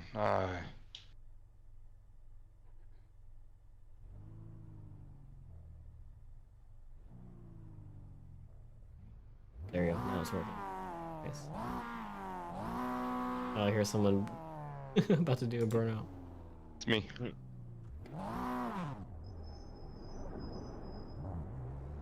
Yeah, so far I've got the V2 pedals picked out. The elite V2s. Yeah, Nice, good choice. they're just cheaper than the V3s, and you know. I agree. I agree. I know you run the V3s. I obviously played with Kaylee's V3s when we went to his house for a little bit, and you know I don't have a whole lot of experience on them, but for the quick time that I did, you know, I feel like I didn't need the extra vibration and stuff. It didn't really do much for me. I knew I may eventually get butt kickers and stuff. You're fine. You don't need them. You're fine. The V2s, I've read reviews and watched reviews on them. They're fantastic. Yeah. So I read a couple times, 2 or 3 times, where people actually downgraded. They got rid of their V3s and got V2s. For reasons being, I think they were actually brake pedal related, but they mentioned differences in the throttle and stuff. But I think it was the brake pedal. I can't remember. I literally just read it too. I was reading a forum on Reddit about it, and some people were saying they got rid of V3s for V2s. I'm like, well, that just helps me justify V2s more. No. I said I watched a few reviews, like SimRacing Garage and Wilford. My God, on Boosted, whatever it's called, Boosted Media, and they love the V2s specifically. The only thing I don't like is the whole face of the pedal is just one whole. Yeah, it's a whole. So you can't actually switch out the pedal face, can you? I don't think so, but you shouldn't need to though. I mean, like mine's one piece as well, and it doesn't. Yeah, I just figured it'd be a cool thought. But in my actual car, I've actually. So you can pull the rubber off the V2s. I should point that, and just leave the flat base. I was thinking about just if I did it, put grip tape on it, like my actual car. I mean, you could do that. I don't see why not. Yeah, just like. I could do that on mine. It's kind of nice that you have that option though. Yeah, because they leave a perfectly flat pedal face, just like the Miatas when you remove that rubber mat, and it comes off intentionally. It's not like you have to pull it off. Alright, it's time to grow up, pulling off that driving line. Oh. I've had enough laps. You going, Wendell? Yep. I said, do you want to take the lead? I'm just cruising. Sure. Oh my goodness, I missed the roguelike graphics. I haven't been on since. Wow, this is goofy. I was used to that front wheel drive. That's the only thing I like. Switching between the games is kind of like. Yes, it is. Difficult. It's like I need to stick to one. 100%. Yep. Where's Kate at? You slow down, buddy. We'll catch you. We're coming into one now. Wow, there is absolutely no feeling with this thing. It's unbelievable. I know I say that a lot and it's getting annoying, but seriously, after driving that direct drive, oh yeah, my God, dude. Yeah, oh, is this your first time driving since then? Oh yeah, no, I haven't. I knew, like, I totally lost interest in my Logitech with that. Like, I don't expect to drive much until.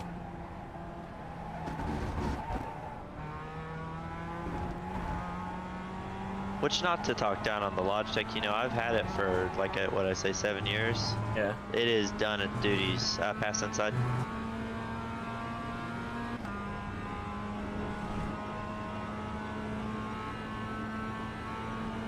Yeah, it's definitely had its put it through its paces, you know. Uh-huh. Oh my god, dude, like it's a whole different thing to get used to.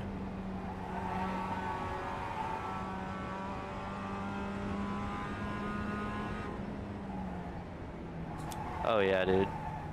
Oh, like I'm so used to the self-steer already of that direct drive wheel, how aggressive it was. Oh yeah. Is that an 8 Nm you were using? No, it was a 20 Nm. It was way too powerful for me. It was a DD1? Yes. Oh. Dude, I'm going from 20 Nm to 2. You're literally 10%. Uh-huh. I'm telling you, dude, that thing, when it self-steered, like, it was, I don't want to say unrealistic, because I'm sure there are cars that are that aggressive with, you know, whatever they're running with tire sizes and everything like that. But, oh my god, it was so unsafe how fast it self-steered. My Miata, which I have a bad habit if I'm running really bad tires on it, that when it slides and gets into too much rotation, I will, like, not necessarily let go, but let it slide in my hands. And I can stop the wheel whenever I want, you know what I mean? The DD, like, if it's rotating and you go to grab, it's like, dude, you better, like, hope your fingers aren't in there. That's why I think that's why I think the 8 Nm is gonna be better for me. A little more realistic too, because all I drive is road cars. I mean, like, if you can literally tune that out. Yeah, definitely. But the thing is, like, the DD1 is $1,200. Hey, it's on sale for 1,000 or 900. Where did I just see it on sale? Yeah, it's on sale right now. And last year, like DJ, they came on sale for Black Friday, and it came with the special edition DD1, the special edition Club Sport wheel, and I think it was $1,000 for both, for the wheel and everything. Yeah, it was a really good deal. Special editions. Now, if I got a DD1, I would definitely have to upgrade my rig. I can probably get away with my foldable rig with the DD 8 Nm. I would recommend it. I definitely recommend it. But I see a lot of people still running the DD wheel with my rig, so that's another selling point. Oh, yeah. You know, it's not just I cheaper agree. because it's cheaper, but cheaper because I don't have to buy more stuff. Yeah. Dude, you don't need the DD1 or 2. Yeah. You really don't, I can promise you. And I have a DD2, and for what you're looking for, dude, you don't need anything else.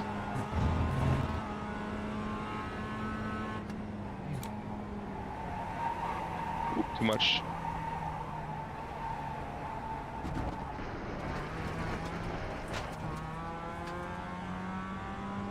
I like the 8 Nm. It's like a good, a little light, but it's decent. It's good enough.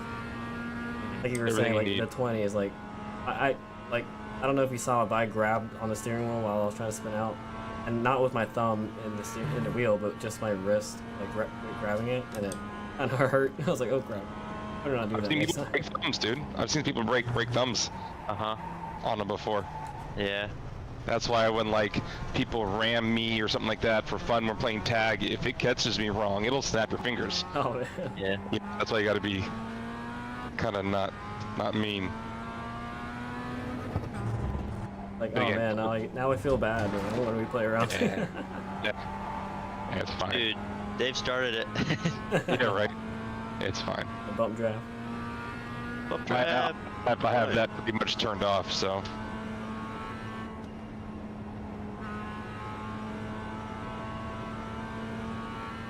Ooh, it's slidey out. A little bit. Yeah, it's just hot.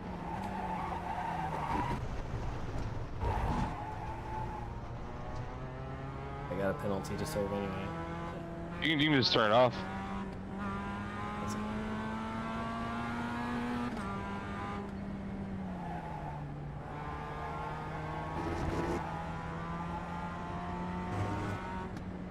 So Katie, you said this is the wheel that you're kind of like leaning towards?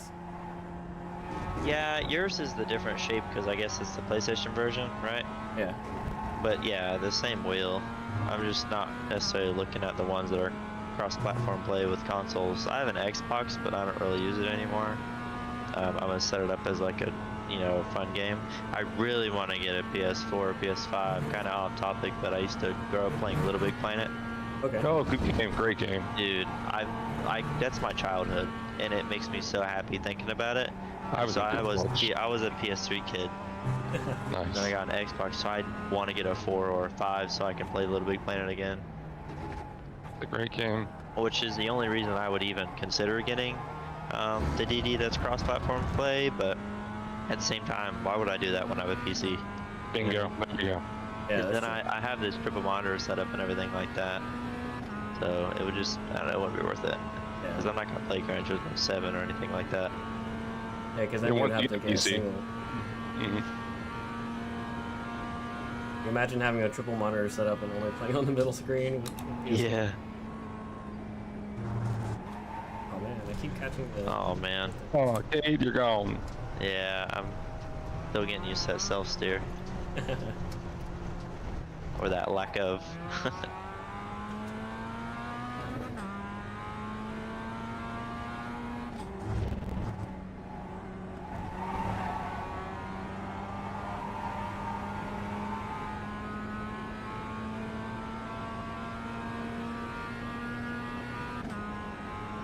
Are you guys gonna try Forza? You know, I am pretty interested. I'm not sure how my PC would handle it, but I have a bigger brother that got me into PCs and stuff, and we've never really been able to play stuff together. He always either starts a series of a game before I do and whatnot, so like a fresh game that we can play together would be this new Forza. Oh, nice. So I've been thinking about it. I feel like Forza, it's gonna be a single screen game. I'm not sure if they support triple monitors and stuff like that. Maybe. Not that it matters, but You're on PC, probably. yeah.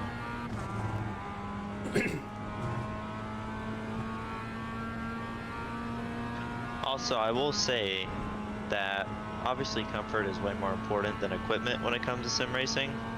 Yeah.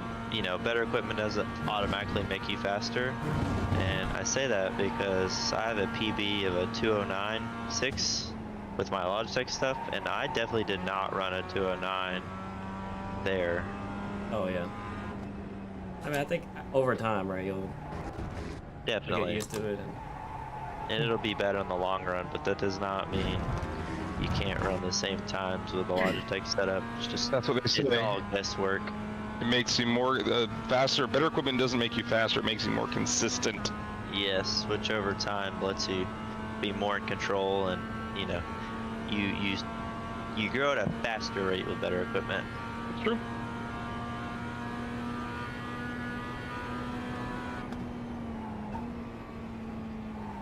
But I'm having more fun with this right now than I thought I would after running that other sim setup. Oh yeah. Yeah, I mean, Good. because you're going back to like what you know are used to. Yeah. I'm still steering, still braking. Better than like a remote control, you know? Like a, Dude, console I controller. started sim racing with a controller Oh, yeah. when I was like 14, and then I got a wheel. I'm guessing like Gran Turismo. Or... No, Lip for Speed. Oh yeah, that's right. Yeah, like, yeah. Yeah, no, so when I was like 12, 11, whatnot, of course, like all the Gran Turismo games, I played Gran Turismo, I guess it was 6 and 5 a lot. Oh my god, dude. Talk about childhood, like I was talking about Little Big Planet. That too, dude. It was amazing. Just thinking about it makes me happy. But, You know what's terrifying, Cade? Gran Turismo 5 is what I played all through college. I was 20-ish, which would Yeah. put you about 7 years old. Yeah, Jesus Christ. man, I was young when I was playing those games. And That's I, crazy. yeah, isn't it weird? What you're going through right now, thinking about my age, or the age gap between us, I'm just now getting old enough that I'm able to like visualize that with other people, of like people that were, you know, still young to the point where they weren't fully conscious thinking, you know what I mean? Now those people are like fully conscious and thinking. It's like, who the fuck are y'all? Or who the frick are y'all? Sorry, I forgot you're streaming. Oh no, it's this is like way beyond, you know, like 18 and up or whatever. Yeah. The restriction. Yeah, anywho, so I grew up playing the Gran Turismo games with a controller, and then I, started learning about, you watch YouTube videos of racing, and then boom, video pops up with this sim, you know what I mean? Live for Speed, like watching the trailer and whatever. Keep in mind, this game was developed in 2007, 2000, whatever, really early 2000s actually, I think. And it's physics-based, it's a genuine sim. Like, man, that looks like so much fun. And it's kind of similar to iRacing in the sense that it's not necessarily monthly payment, but you pay for licenses. So you have the demo, and then S1 license, S2, and then S3. And there's kind of there's different tracks and whatnot. I don't know if they're real tracks. The cars and everything are kind of recreations of real cars, but they're not because of licensing reasons. But still, the physics engine's great. The wheel and tires, like all the stuff is great. It's so hard to explain. For its time, it's amazing. And got into that at like 13, 14 years old, maybe, with the controller and the mouse and stuff like that, just having fun. And all, you talk to all the people, what are you running? Running a G27 at the time. That's how long ago it was. G27 was the best. And you're like, wow, I really need a G27.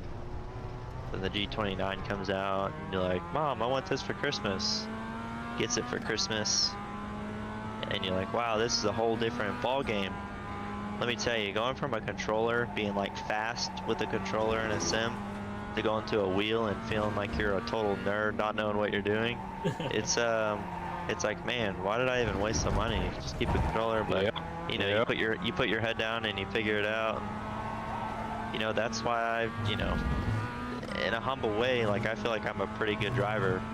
Not because of the seat time I have on the track, but mainly because of the years I have behind the virtual wheel of a sim. Yeah. And I was able to get onto a real track and have genuine, knowledge of how to handle oversteer, understeer, throttle correction, threshold braking even, you know what I mean? But because of a $300 set of wheel of pedals on a laptop computer game, you know what I mean? Oh, you were playing on a laptop?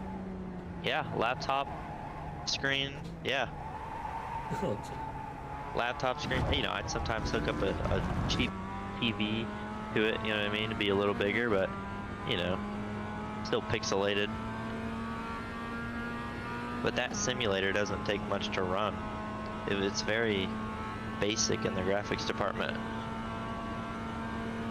I'd recommend checking it out. Live for Speed. You can get a demo for free, and you have a couple cars that you can drive. One of them being a little open wheel car, and two of the other ones are a little bit slow, but the licenses to unlock different cars, it just kind of like steps up, so you can gradually pay for more content the more you want. It's pretty fun. It's enjoyable. I would recommend at least trying it, even if you just get the S1 license and try some of the cars.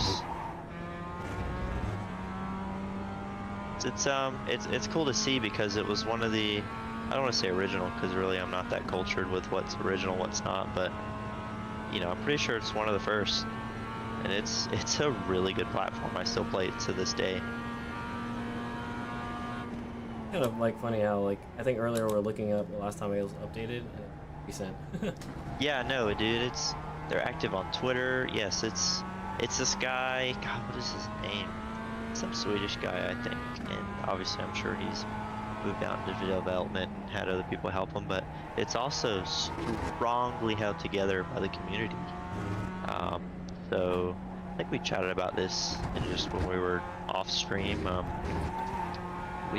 There is, I think Anthony actually is who played it, and he's like, Anthony was like, yeah, I played that too.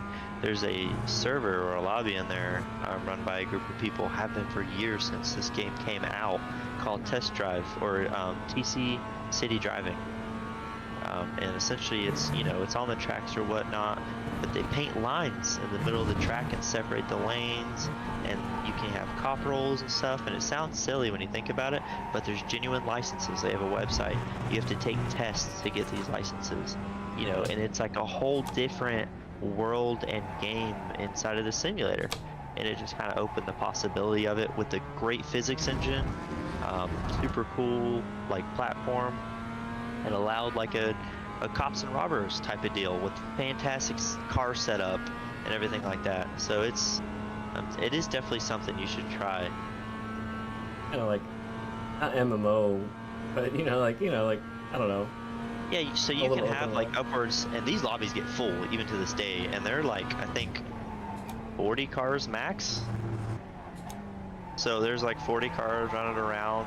Oh, also, are you familiar with Gumball 3000? Oh yeah, yeah. So yeah, there's like, just like that, it's kind of like city streets. There's speed limits and stuff set up in the game. But there's genuine time, so they set up like a Sheets or some kind of Excel spreadsheet or whatnot that tracks information. But they did like a Gumball 3000 one time. And I have a vivid memory. This is like as soon as I got a wheel, I had it a year. Still really young. Didn't even have my real license yet.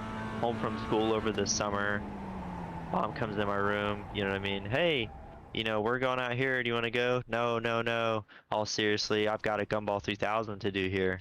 And let me tell you, like, it was serious. Like, the amount of fun and dedication you have to just ripping a car as fast as you can to go as more distance than anybody else, like in and out of traffic, and it's a sim, so you can do that. It's fun in and out of traffic, running from cops, and these are real people, like setting up real virtual cars that took licenses to have that cop role, and it's just so cool. And the tests aren't like cookie cutter; they're actually, there's a genuine like textbook that you have to read, like a little textbook you gotta look over, learn genuine road rules because they're like UK road rules.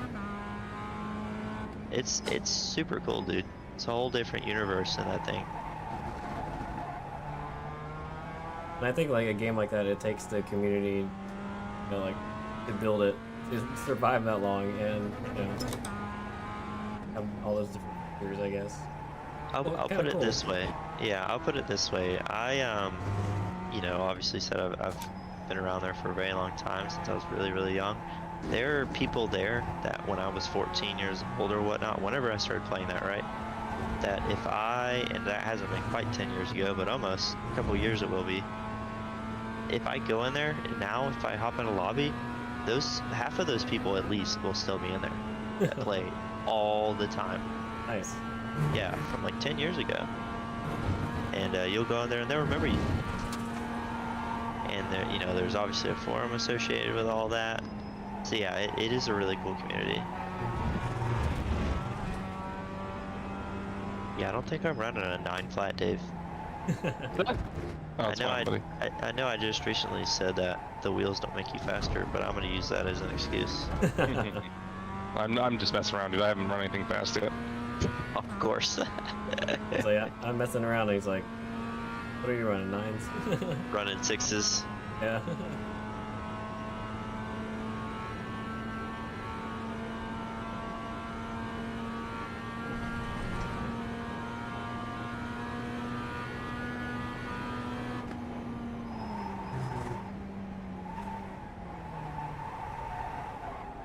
Let's try to get a 10.5, not a low 10, and I think it's... Yeah, it's made a mistake on 10.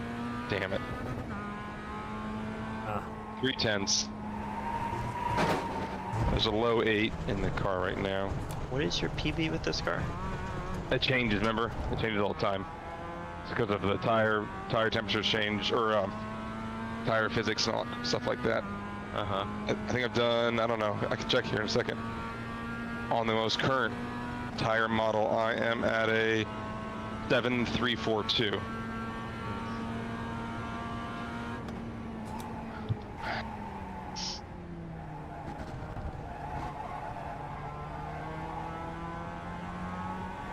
It doesn't help that I'm putting dirt all over the track.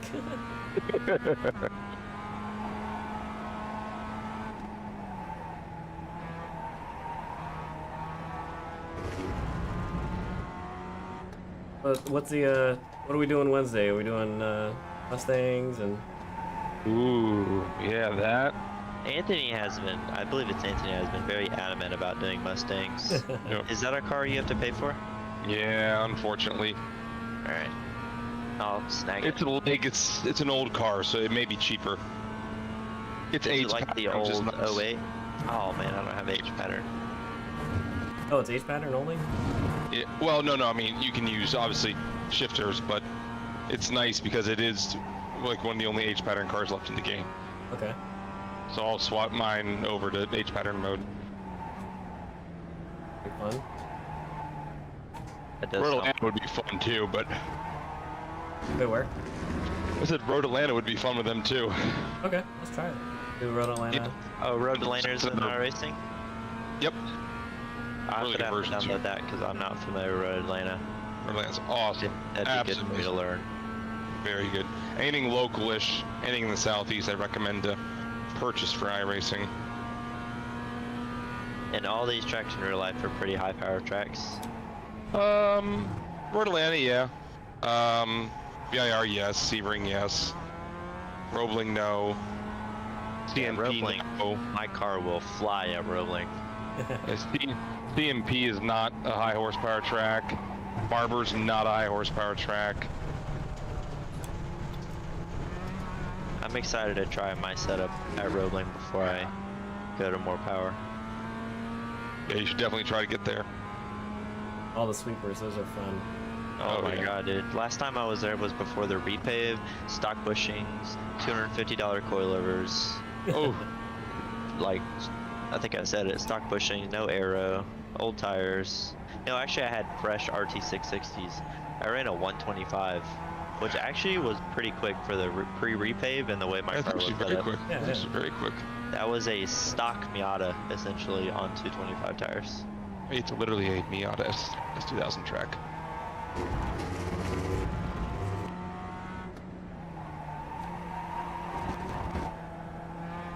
You mother... saying I cut the track. I did not cut the track. I just took the fast line. Yeah, the off-track is a lot more strict in iRacing compared to SOO. Oh yeah. Rightfully so. What else tracks wise? AMP is not a high horsepower track. What else in the area? Daytona is obviously. Palm Beach wasn't. Oh, that's sad. Homestead isn't it? Isn't it's half and half. What else? Pitt, where I was just at, is definitely not a high horsepower track. What is? Pitt is not. Not familiar. No, that's Pittsburgh. That's where I was last month. Where's that at? Pittsburgh? Yeah, where's that on a map? It's north Barely of graduated. Pittsburgh by about 20 minutes. It's in Beaver Falls, technically. Wampum. Wait, no. Wampum, baby. The entrance to the track is so weird. You turn down what's basically like a single, barely paved road, and it goes up a super steep mountain, and you're like, and there's like one or two like shacks on the left and right side of the road, and you're like, what the hell? And then you like come around a corner, it's all trees, and then it's just boom, huge race complex. And you're like, the hell? It's like, it's a 6% grade. No, it's a 12% grade. Like, it's super steep. You're just climbing this random road, and it's just boom. Yeah, I they're- found it cool. funny the first time I went to Roebling. Obviously, I'm sure that is way more like interesting than Roebling, but you know, for the first time going to Roebling, you pull up, you're like, Yep. what the heck? There's all these like trailer. I live in a trailer Yep. personally, but it's like, oh my god, I'm home. Like, go look at all these trailers. And, Yep. and then you're like, boom, racetrack. It's like, what the hell? Very strange. It is super strange. Like these Yep. dudes, like, I hope these guys like race cars. All right, gonna hear it all day. You know? There's a story about that. They obviously the racetrack was built before any of the houses were there, because racetracks go away to have cheap land, be away so they're not loud. And then what happens? The city expands, people move out there, and they're trying to get Roebling shut down. Oh. That's why there's such strict rules. Like, you can't fire up your race car before 8 a.m. or else you get fined $100 because of that stuff. Because they're trying not to get shut down. So just don't give them a reason to shut you down, and you're okay. I noticed there was a house that was like had a house fire. Or, like, Oh yeah, yep. It's right there next to the like little shop that got built there. It's yeah. actually a shop. Someone built a shop right next to the track. Can I buy that house or buy the land? And Yeah, that was like a house right next door burnt down. That's a shame. Whoop! Jump the curb. But That's over. not for people looking for a starter piece of land already has a septic on it. That's my biggest thing. I'm buying all this dumb stuff. I really need to buy a piece of land. Ew. I wouldn't worry about it at 21, man. Yeah. I don't know, man. You'd be surprised. There's a lot of people that are 21 doing way better than me. Oh, of course, and there's plenty of people and probably more doing worse. So Yeah. you can't compare yourself to those other people, man. Yeah. You're not in jail. You got a clean head on your shoulders.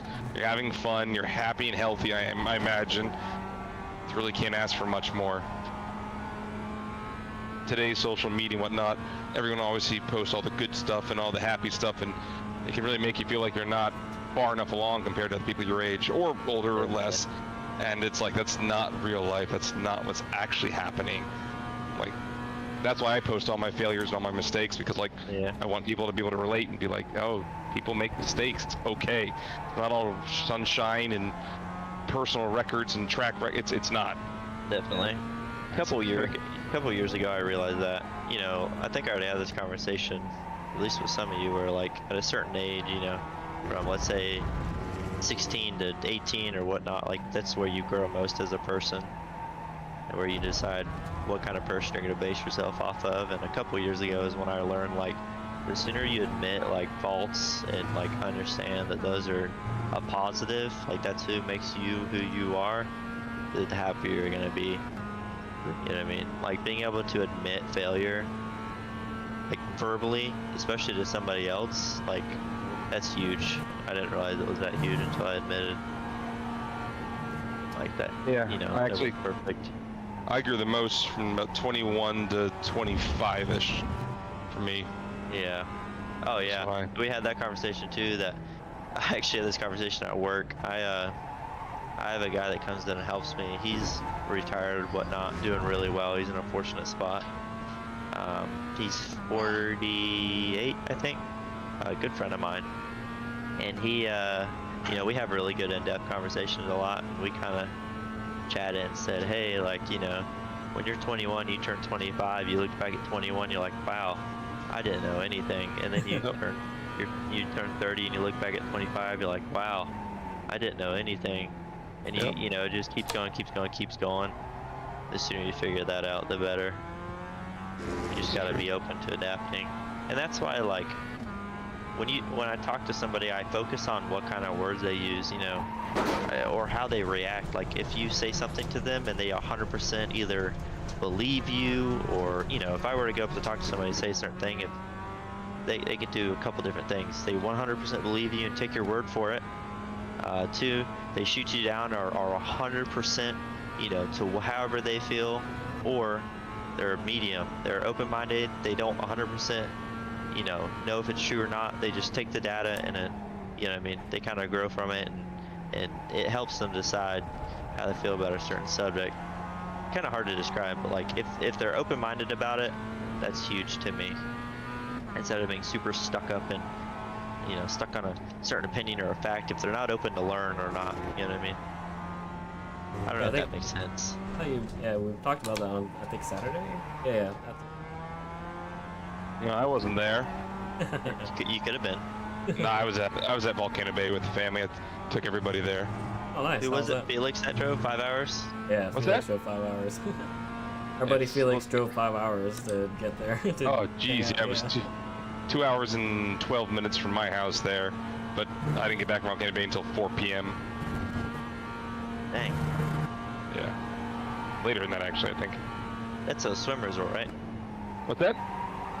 That's a swim resort, if I'm not mistaken. It's a water park, yeah. Yeah. Yeah.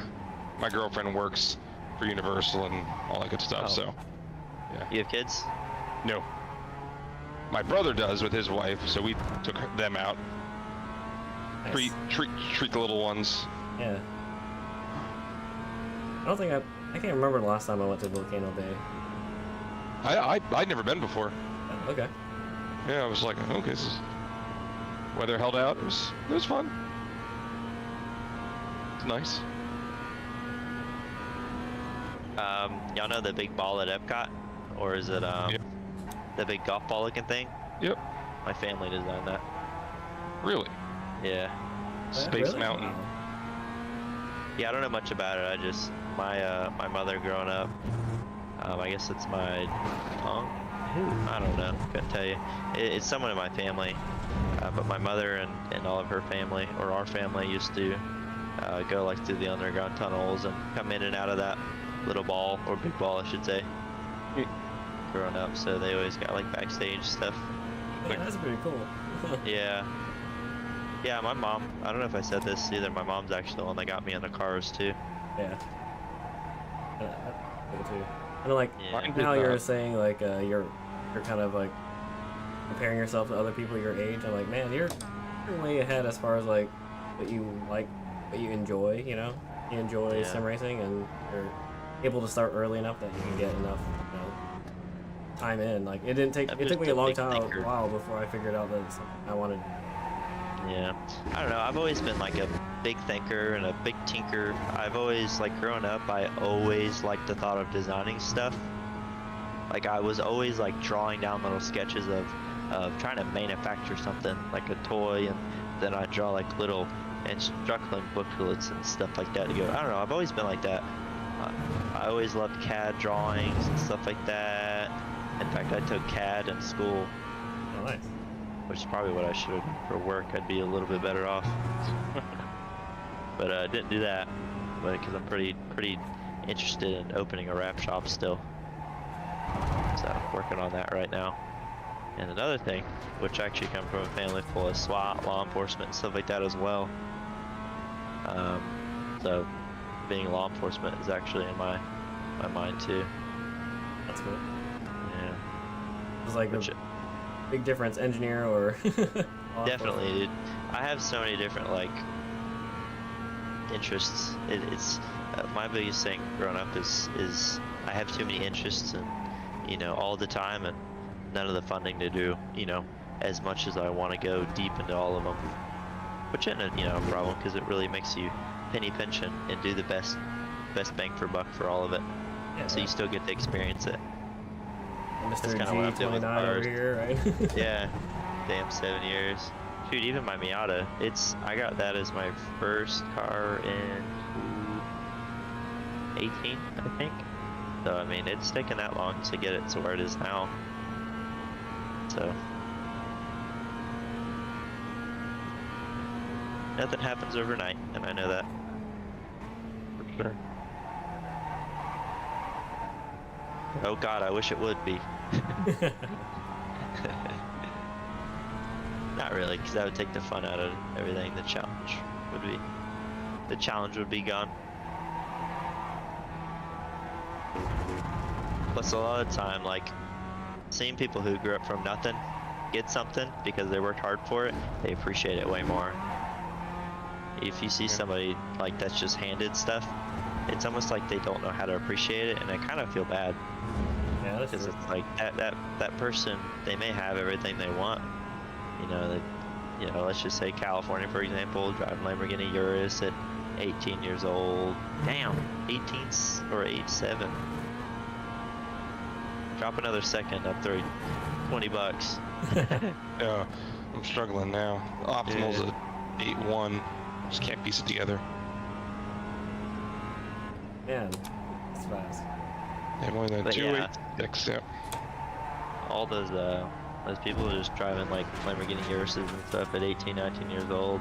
I don't think they can truly appreciate that stuff. I feel like it's just kind of numbing to the mind. It's kind of unfortunate if you think about it. Like, it's cool for them, right? A little bit of jealousy, of course, respectfully, but you know, I kind of feel bad.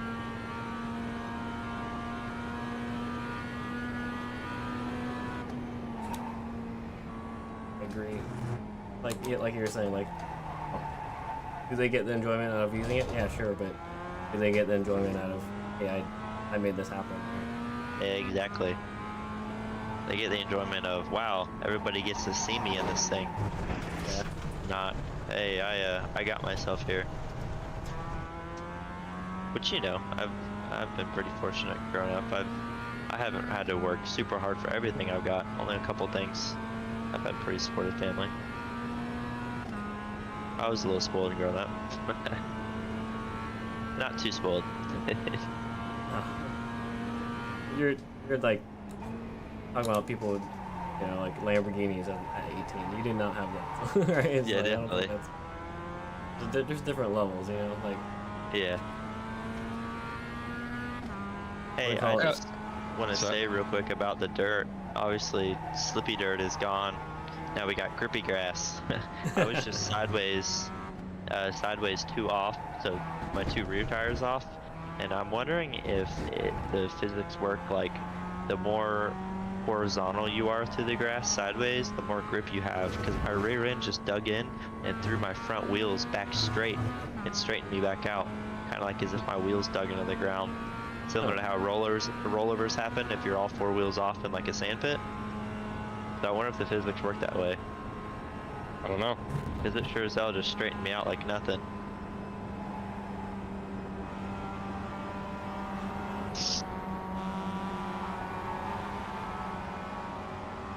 I'm gonna follow Wendell around. Oh man, that's not a good idea.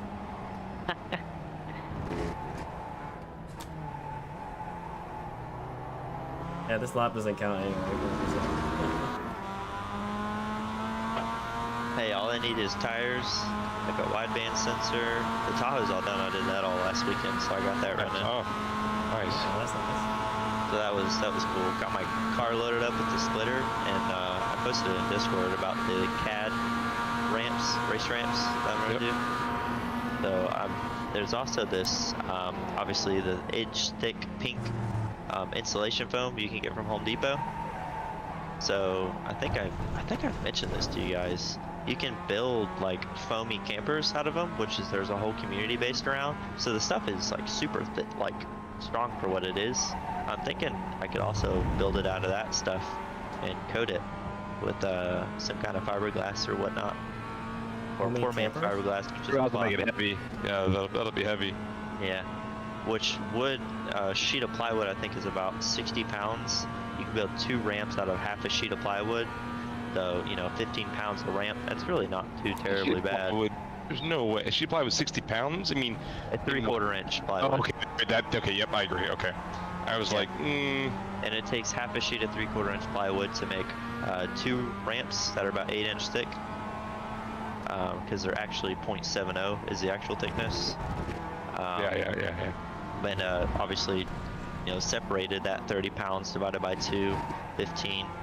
But it's actually a little bit less than 15 because you're not fully utilizing, you know, the what would that be, a quarter of it. It's actually, you're gonna have scrap per ramp, so it's really gonna be under 15 pounds if you think about it.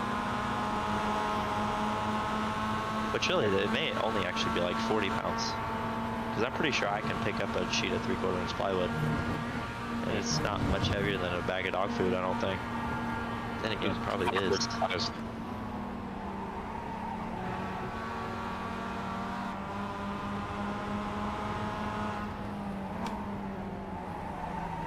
But yeah, I sent all those CAD drawings out to I don't want to say a friend, but a guy in Orange Park that runs a sign shop that I've been to a couple times, and he quoted me $85 for the CNC work. So like $60 for the plywood, $85 for the CNC work for him to cut it for me. I just got to get both from Home Depot and got me some budget-friendly race ramps. Sounds like a great idea. Yeah, so I might do a set of plywood, and then I might see if I might grab some of that foam board, the 4x8 inch thick insulation board, just to have him cut some of that too. Maybe he'll give me a deal if I bring it to him that same day. Got the same file out of it. And test that too. That'll be worth trying. So yeah, wideband sensor, get my trailer tires on, new spare, couple loose ends again on the Miata, and I'd really like to see how bad that oil leak is at firm. Give a little test, see how my rear main is getting, see if I should pull the motor before going to, like, you know, Sebring or whatnot. And should be good. The only difficulty is I'm trying to save for Black Friday. Yep. It's a tough one. Yeah, so one thing at a time. Yeah, exactly. Alright, Dave, my line's all, I'm like trying different things. Oh, dude, I'm just watching. I'm just sitting here watching. I want to watch. Don't Where worry y'all about at? Going through 5.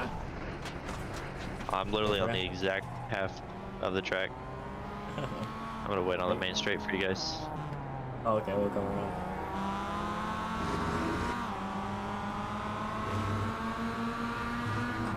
I like how there's DRS markers at VIR. Do they run open wheel cars here a lot? They do, yes, but DRS isn't used in anything but Formula 1, right? I don't think so. Or actually, yeah, maybe I think so. There might be another Formula series that does. Let me know when you guys are getting a roller coaster. Roller coaster Going is into on the 3. straight, right? That's Hogpen, that's the last one. Hogpen's the one that goes down.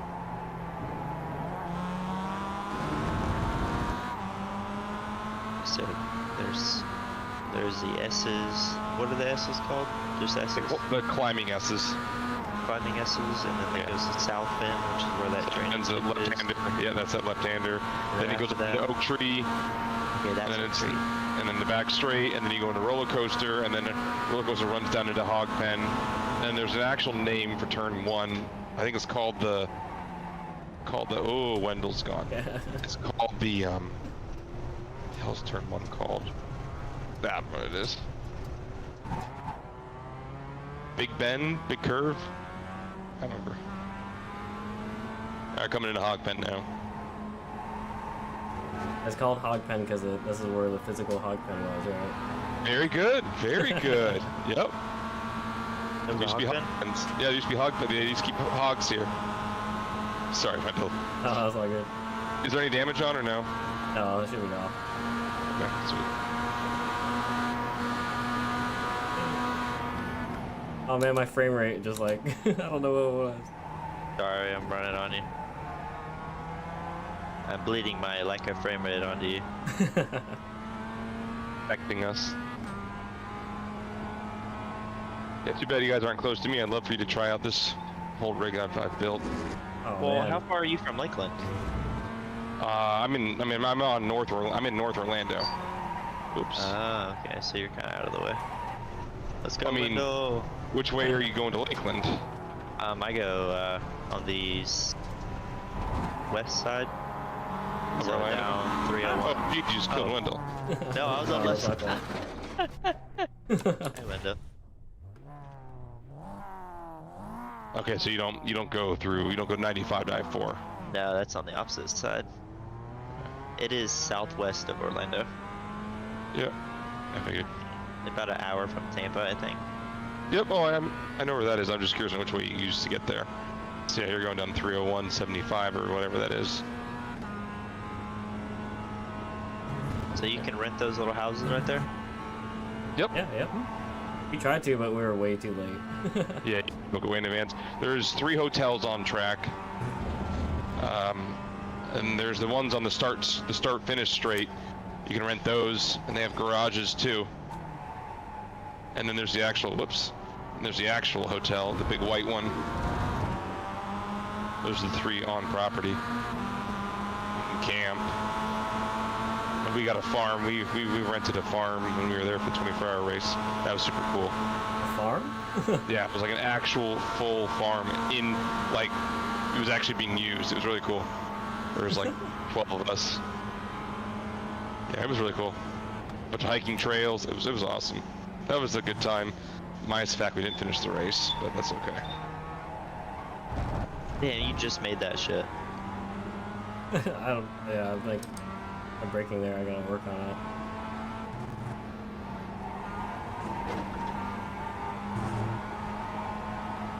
Oh shit. So those, if you can see them, Kate, I'm not sure, but those to your right now are for rent as well. You mean the big one? No, the one you just passed now that's where the meetings I are. might not see it with my graphics settings. Oh, you have it turned off. That's right. You won't see buildings. Damn, I need to actually... You do that line way better than me, I think, Wendell. That's like luck.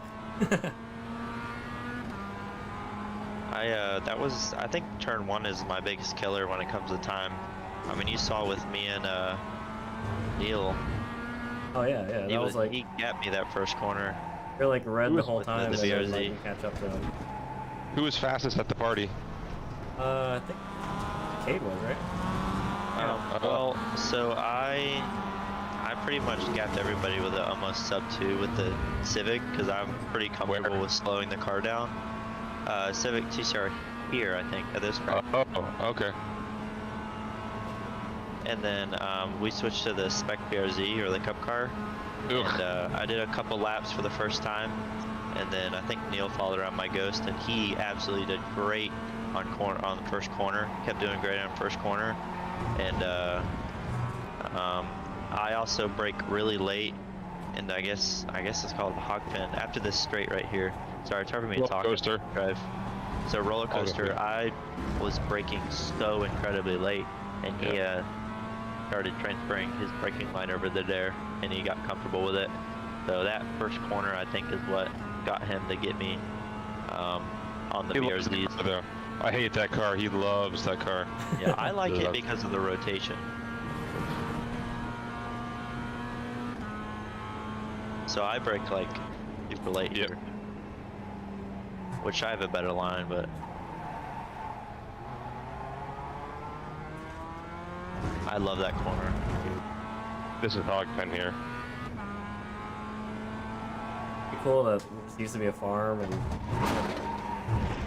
Oh yeah. there's like a Oh the my way God, they did the look track at was you. yeah. They just took a tractor and just followed the line, you know. That's cool. Yep. And it was abandoned for 30 years. It shut down because there was like people were getting too wild. Yep. Oh, arcade, man. Just Nice, trying a different line.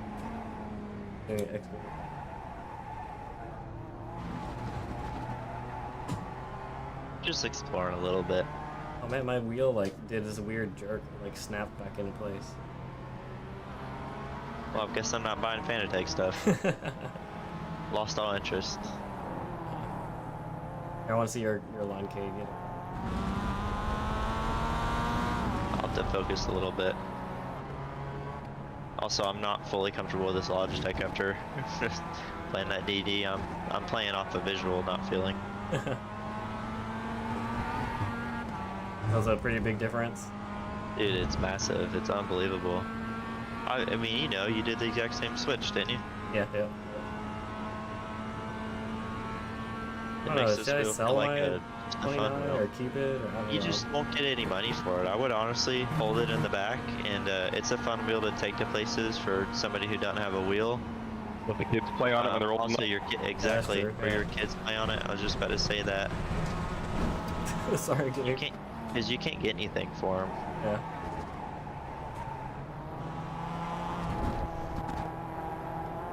Hello. Over here trying to break literally people's winch- thumbs. Mounted. I cannot believe you just did that. I saw that in my rear view.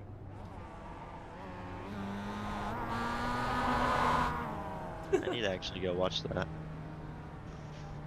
Yeah, the radar and Bump draft.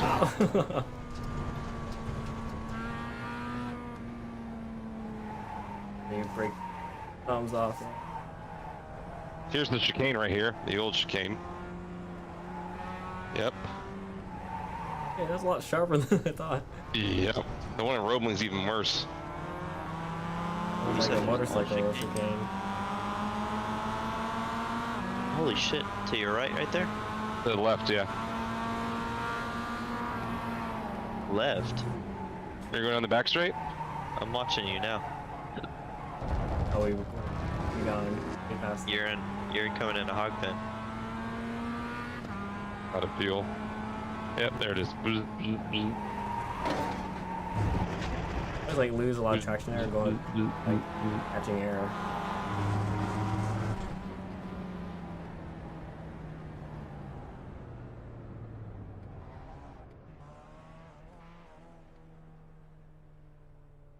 Look at all So those is big wheel. rigs. I mean, if you Alright. do get a DD base, you can borrow this wheel, or you buy it. Yeah. Which wheel? The Universal Hub with the money on there. Oh, the one you reviewed? Yeah. I mean, I don't know, like that bundle was actually a pretty decent price. Yeah. It was. I think it's $200 for the wheel. Well, there's a bundle with the 8 Nm. Well, the only bundle that has the 8 Nm and pedals has the V1 pedals Oh, and it that's right. has the P1 wheel. The only ones with the other wheel are the 5 Nm, and then you have to buy the boost pack. Yeah, that's true. Yeah.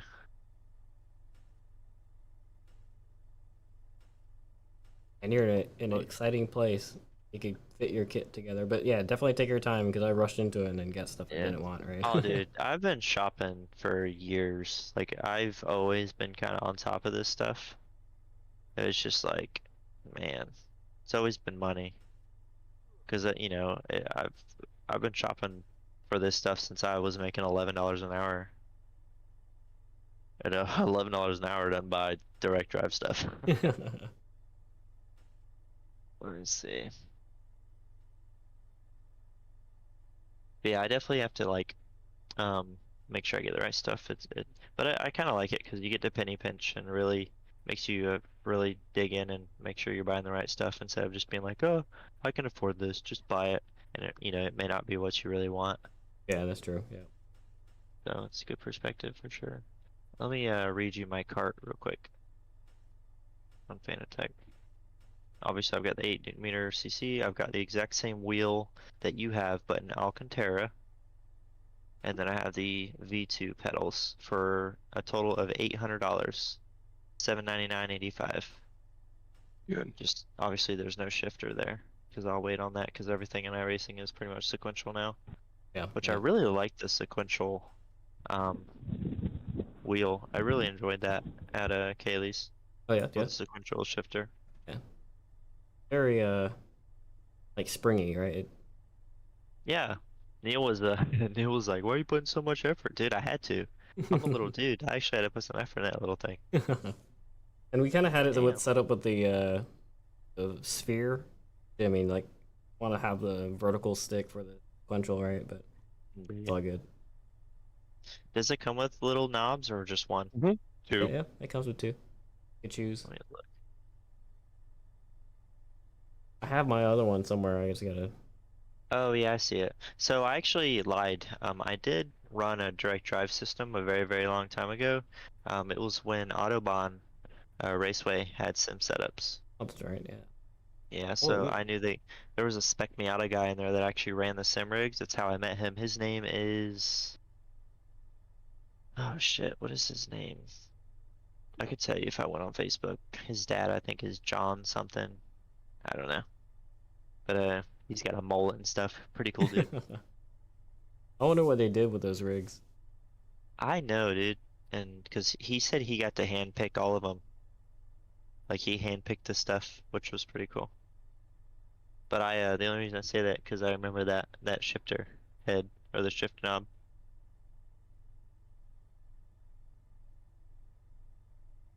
E-brake, I don't think I'd ever buy the e-brake.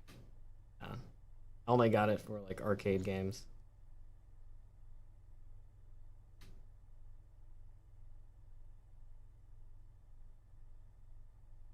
My best was a 213. That's sad. No, it's not bad at all. No, really, actually, and No, it's not bad at all, man. I mean, I may have a G920, but how long have you been doing sim racing? Because you can't just hop from a car and go into sim racing, even if you've played like, you know, any Yeah. driving game. I mean, maybe here with the G29. I mean, like Just went out of I the did year. like Cars 2 for a little bit, but Like consecutively a year, or just like on and off for a year? on and off for a year. Wh- And What's then your longest stint probably on stream. on Like 3 stream? hours or something. Yeah, 3 hours. I've had days where younger days when I didn't have a job, I'd play very, very, very long time. When sun came up till sun came down. Oh man, that was me with like Counter Strike or Oh yeah, you pretty good at Warfare. Counter-Strike. You Oh yeah, first person shooter guy? I used to be. Yeah. Nowadays, I feel like I've been out of it too long that I probably lost some. I definitely feel that way. I feel that way about most things. Especially real life driving now that my car's been sitting in a garage. Well, the sim kind of keeps you like warmed up a little, I guess. Yeah, definitely. Yeah, I'm excited to get the Miata driving again. Dave, how tall are you? Hold on. 6'3". 6'3"? How much do you weigh? I used to be 215. I'm now 245, so You got I'm you got fat. some you got some muscle on you. Yeah. Oh, I you're say tall too, so. I wonder if you'd fit in my Miata. I was gonna say Not I unless want you it's to got a drive. floor pan. So honestly, it doesn't have a floor plan, but I know, or floor plan. Too I many do a lot of houses. shopping for that too. I know, I'd be looking at houses. It doesn't have a floor pan, but it has the jerf speed. Four more I won't. brackets. You don't My think knees so? will hit. No, no. I've driven many spec Miatas with and without floor pans, and I won't. I won't fit, unfortunately. That's a I'd love shame. to. I'd love to, Yeah, but it's a I'm so little tall, go-kart. man. It just My got my. it's just a little go-kart with no power. Oh, yeah. You can't power out of corners. I've driven plenty of them. They're fun. I enjoy them a lot. It still blows my mind with the power with the steering. Just mechanical steering is just weird to me. Really? Oh yeah, because it like feels like it skips a tooth or like a gear. It's just a weird feeling. Oh, I'm so used to that's my EPS. that is definitely not how mine feels. Mine's so obviously you're not supposed to do this, but mine's a manual, like a genuine OEM manual rack. The only play in the system was in the shaft, the crush weight where it crushes. Mm-hmm. In an event of a really bad accident, haha, Hmm. that's welded with Yep, little text. that explains that. Okay, It yep. That's the it feeling you get. feels it feels great, especially when you get some speed and all the like all the tolerances get loaded up. I mean, I like my car. If anybody's gonna shit talk my car, it's me, and it's been shitty a couple times, but right now it is a pretty good setup, except for the fact that it likes to leak a little bit of oil onto my splitter. But I mean, that's a Miata, I guess. Not nearly You're enough for it to be yeah, not nearly enough for it to be like me not want to put it on track. It's still a safe amount. No worse than some of the Mustangs putting coolant on the mm, ground Still pretty in oil. reliable car, I think. Yeah.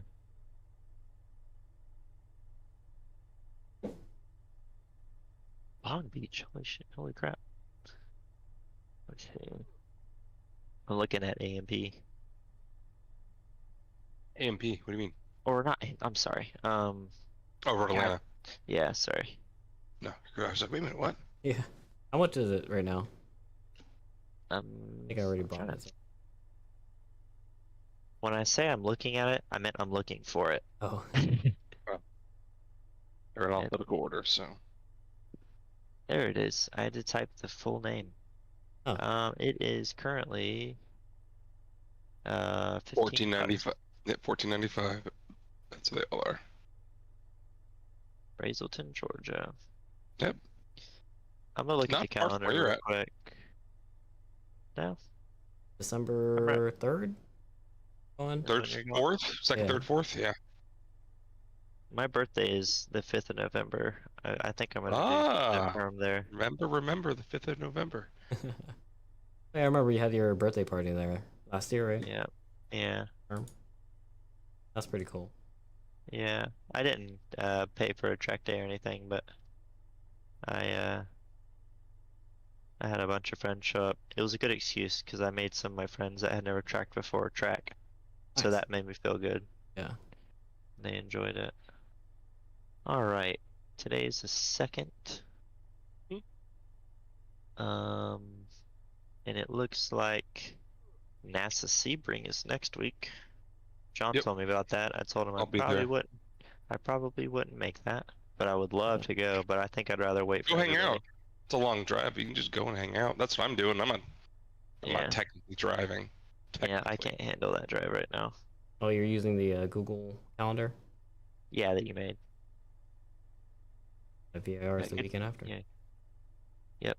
And then yep, that's when you're going. And they should release the NASA schedule for next year at Sebring. The Should. Honda meet that Adam wants me to go to. Yeah, 180 for a full track day. Not bad. Yeah, dude, it was 150 for the December winter showcase. Oh yeah, that's right. Yeah, yeah. You're going to that? Yep, I'll bring the Super cool. Lotus. I won't be driving fast because my clutch is kind of sketchy, but Is it? Yeah. Why don't you fix it? yeah, I need to. It's one of those things Oh, like wow. I spent money on the sim, right? So I get it. How much is the clutch setup that you want? not too bad. I mean, it's a Toyota, Yeah, true. right? So I'm not very like I don't want to say I'm like insanely OCD, but I'm looking at a picture of me right now on track, and I can see my helmet, and the firm stickers are whatever height they are, they're double wide. So like I have 3 years worth of firm stickers, so 2 of them in vertical format, one and then one to the right of it, touching it, and then one horizontal right on top, and it makes like a perfect rectangle block. Pretty cool. My OCD's like, ooh, that looks cool. yeah, I mean, it makes you a good driver. The I just, detail. all the stickers on the helmet or makes me fast. Hey, by the way, who makes your car group stickers? I think. Oh, we have a guy cut him. He has a setup at home. Oh, okay. I was gonna say I can do full print lamination, and I do all that stuff at work. Obviously, I run a graphic shop. Yeah, yeah.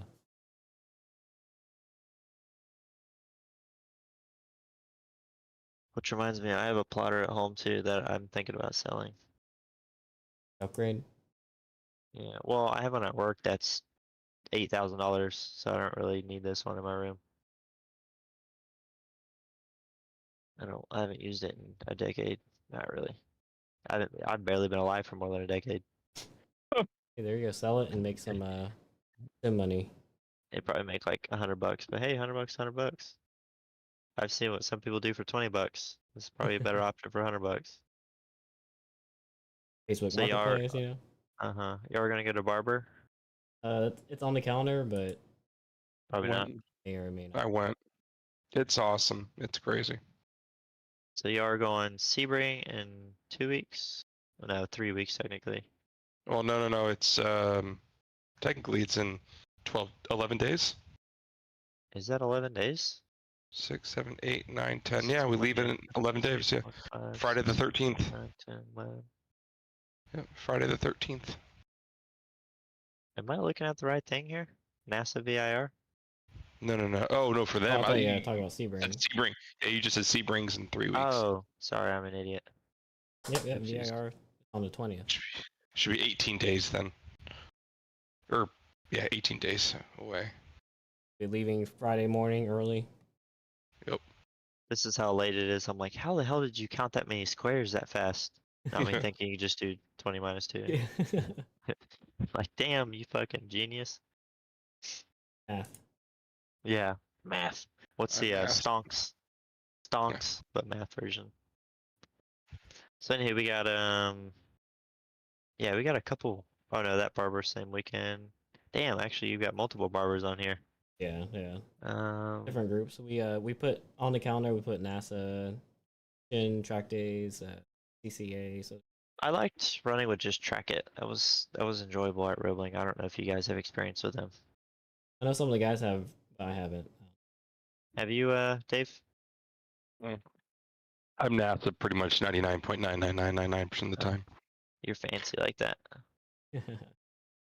Oh man, Yeah, I you can't just make gotta it. run a series. Yeah, that's true. I mean, if That's you as put a far lot as of your time into calendar an goes. organization, right? Yeah, people and the build and the car and all that stuffs. So it looks like if we, as a group, and I were to force y'all to go to Sebring, since we're not making it next weekend, when is the next Sebring? December 18th, 19th, 17th, 18th, 19th. Yep. I'm checking right now. 18, 19, yep. Excuse me, sorry, 15th, 16th, 17th. My apologies. It's a week before Christmas. That's the winter showcase. Oh, damn. Well, that's Both a are on the bummer. calendar. Well, looks like we won't be doing Sebring till next year, or at least I won't. Damn, it sucks. Yeah. Unless I, If the yeah. weather's Hey, but, nice, Sebring trumps the winter showcase. hey, but Road Atlanta. Yeah, December let's do 2nd, it. 3rd. We're gonna be there. Leaving Friday morning. First, second, third. Yeah. That might actually be realistic for me. That is a crazy track. Assuming I have a couple bucks after my birthday. Like How my much is favorite Atlanta? track. You said like 600 bucks for the weekend, and y'all go for the weekend? Yeah. I bet I could get my buddy out there with his Turbo K swap Miata. It's full track build, full aero. It's a unlimited class car. It's pretty cool. Not the It's tan one, is it? Yeah. No, it's not Briggs. Oh, okay. His name's Philip Glasses. Well, It's a blue car. He's a Hmm. nerd. He's my favorite nerd. You do NASA a lot? No, he does a lot of hill climb events, so SCCA. Okay. That's our And then smooth car then. he does. I think he's done a couple grid life stuff. But yeah, it's a Turbo K mix 400 wheel. He's on stock Miata trans though, so he's tuned. He's running less pounds of boost right now. But yeah, he maintains aircraft. I think it's just civilian aircraft. He's the one that I paid to come down and basically pull my entire wiring harness from the seats forward, put it onto a table and snip it and solder a new harness and everything together. Wired up all my switches, made a diagram. Yeah, he knows his stuff. He's good. He's a very smart fella. Kind of cool. When I say he penny pinches to race, I've been to his house. He's got Hoosiers just on the floor. He's got the bare essentials to live, just so he could race. He's cool, dude. Yeah, it's a 540 for Road Atlanta. 540. For both days, and you'd go Saturday and Sunday. Would you come back Sunday or Monday? Road Atlanta. Sometimes we came back Sunday. Hey, actually, Okay. no. I think both times we went, we came back on Sunday. Okay, I was about to say because I would have to come back on a Sunday. I couldn't come back on a Monday. I don't think. I think Maybe, but I try yeah, not to. the times we went on. We for sure went on Friday. No way Okay. we left Saturday. I know sometimes for Roebling we do leave Saturday morning. What time Friday would you leave though? Usually around like we eat lunch at Bucky's. Something. Oh, so you go around noon? It depends on I like think earlier. our buddies like Yeah. come from Miami, so we have to wait for him. He usually leaves like Okay. maybe 5 in the morning, so it's a 5 hour Okay. job. He'll be in Jax by 10. And I got it. I would probably have to. I could maybe take a Friday off. Friday, we usually at work. I try and do finish Friday. Me and my boss. I'm like, hey, but I need to drive to Lakeland. Let's do a finish Friday, and we'll just power through and finish everything. Knock out a million signs, and I'm like, all right, see ya. I'll be gone by like 11. Nice, yeah. A couple times I've showed up to work at like 5 a.m. and he is an early riser. Like he'll be there about 6, 7. I'll get there at 5 and I'll be putting in notes into our job software and he'll wake up and be like, I didn't know you could fucking wake up this early. I'm like, well, don't expect it forever. Yeah. Like, when there's something that I need to do, right? Then Yeah, because all the time. I'm salary, so like, you know what I mean. It's not like I don't really clock in or anything. If I've got stuff to do, I come in, and if I got to go on a weekend, I will. I kind of just I do work, and if I know I need to make it up, I make it up. And if So you can't get out on time, we could wait. If you're, I mean, we're not gonna yeah, like, hey man, it's time to go. We're leaving you. yeah, Oh, I totally do Eh, that. yeah. I think it's faster to travel by myself too, but I would really love to convoy with you guys. I think that'd be really enjoyable. Like I go to Meows at the Gap every year, which I don't think I'm going next year. I've gone for 5, 6 years now. It's getting filled with people that really shouldn't be behind the wheel, Oh yeah. especially at the Tail of the Dragon, where people are just they think there's trophies out there and it's getting ridiculous. It's like, dude, like it wasn't even on the Tail of the Dragon. My brake failure that I went off the cliff. Like I wasn't even going fast, and that taught me that accidents can just happen. You can't, there's things that you can't control. And these people are out there sending cars like it's absolutely nothing. Man. Like, dude, like put a little bit of that energy and a couple bucks into a track day. One, get humbled your first time, learn a lot, and like you've just built a basis off of like so much knowledge you can gather in a community instead of like putting people at complete risk on a public road. Which not to pretend I don't go there to enjoy the roads, but you know, breaking early and you know, I guess I could say I somewhat know what I'm doing behind the wheel. You know what I mean? Yeah, yeah. So I thought that when your incident, I thought that was on the Dragon. It was on the way. it was the trip to the Tail of the Dragon. So Okay, I had okay. been there multiple times. We had left the Dragon, and there's a bunch of roads around there, right? But we went up the hill climb road. So the hill climb road, which they did the SCCA hill climb, it's a dead end. So you go all the way to the top. There's a lookout, and then you can have fun all the way down, right?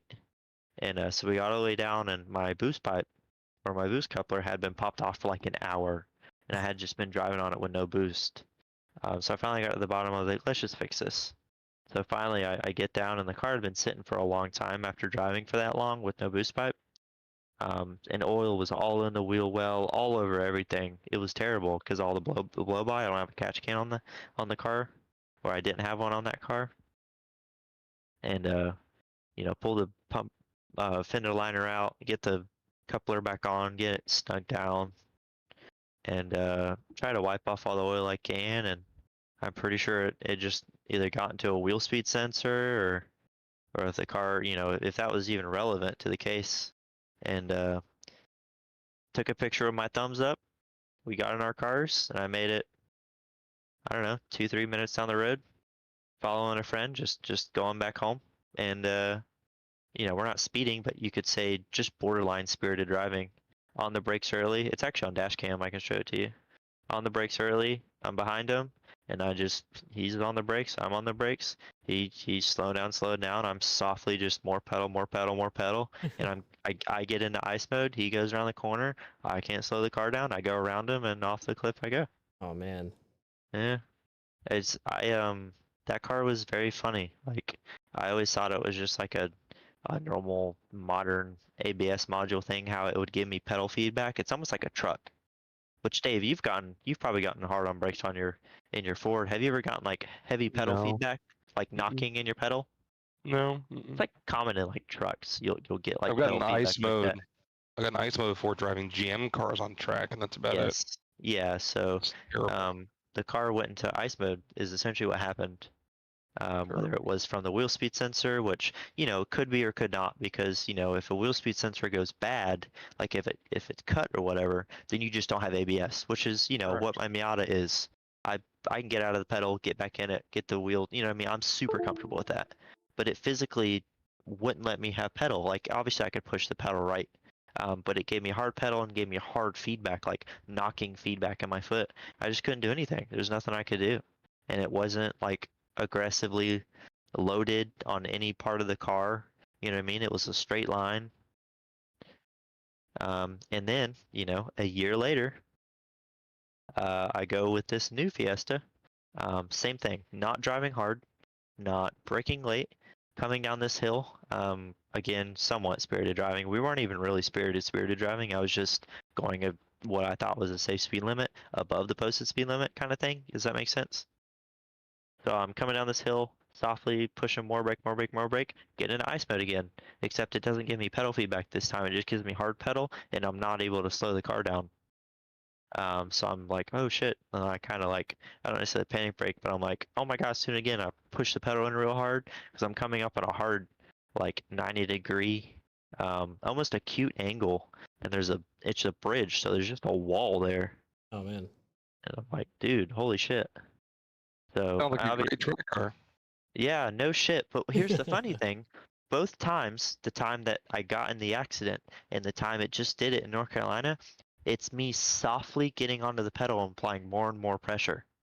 Like not hard in, you know, and then bleeding off like motorsports technique or threshold braking, but like getting into the pedal and more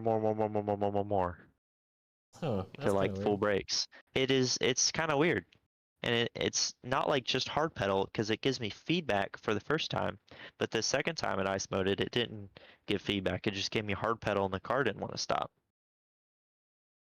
I don't know. I'm a huge I'm more than anybody gonna say like I hate modern ABS systems. Like unless it's like a motorsport style or like a I guess you could say like a Mark 60 BMW ABS module. Like I feel like I'm just not comfortable with it. I'll take the Miata completely raw all day long. Yes, I may, you know, get 100th off of whatever with an ABS system that keeps you from locking up. But I'm so comfortable with this damn Miata. Like, I've gotten to the point where if I get on the brake real hard and I have a bad brake bias and my rear wheels start to get lower wheel speed than my actual vehicle speed while I'm braking, I can still heel toe and blip the throttle while the clutch is disengaged and bring my wheel speed back while still on the brakes. Like I'm super comfortable with the car. Lockups, I can get off the pedal, regain wheel speed, feather back in and get the car slowed down. Like, I don't know, man. I'm not a ABS fanboy. I don't like it. Obviously there is a lot of success with even factory brake systems like NABRZ that people are running, doing great. But I don't know, I've never had good experience. Even my Honda Fit, the one time I was in the rain, wasn't speeding, doing the exact speed limit. Coming up on this basically T intersection coming up off the highway. Basically, you take this exit and then you stop at this stoplight and you either go right or left. In the rain, slowing down, kind of similar thing. Slowly getting to the pedal, except this time it's not hard pedal, it's just feedback. Dude, wheels not locking up, but just like kicking me and not wanting to slow the car down, and I about blow through the intersection. Like that's all ABS. That's not like I don't know, man. I've never had like real good experience with ABS. You have trust issues. Yeah, it's just, and I mean, it sucks because it's just one of those things that I ended up with all these bad experiences when in reality, ABS, logically is a fantastic system. You know what I mean? It's something to take your brain off, let it do its thing. You focus on braking, certain threshold, or just certain level, whatever, right? Sorry, I'm tired. My vocabulary is bad, but just one of those things. But it's like on the flip side, you're letting a computer control. You're a computer between you and the pads. Not entirely, but it Worse definitely like now, buddy. It's worse now. I can promise you yeah. that. Do you have ABS in your S2000? Yep, and it's absolutely amazing. Is it? That's good. Oh yeah, it's incredible. 10 out of 10. Yeah, I don't know. I mean, the Honda Fit was a 2008. The two Fiestas, mine now is a 17. The last one was a 16.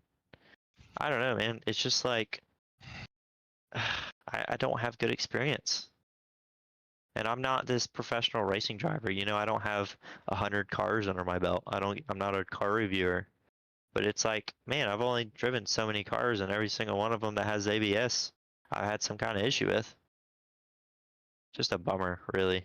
Because, I'd love to like it, but it's just, I've grown to appreciate non-ABS more.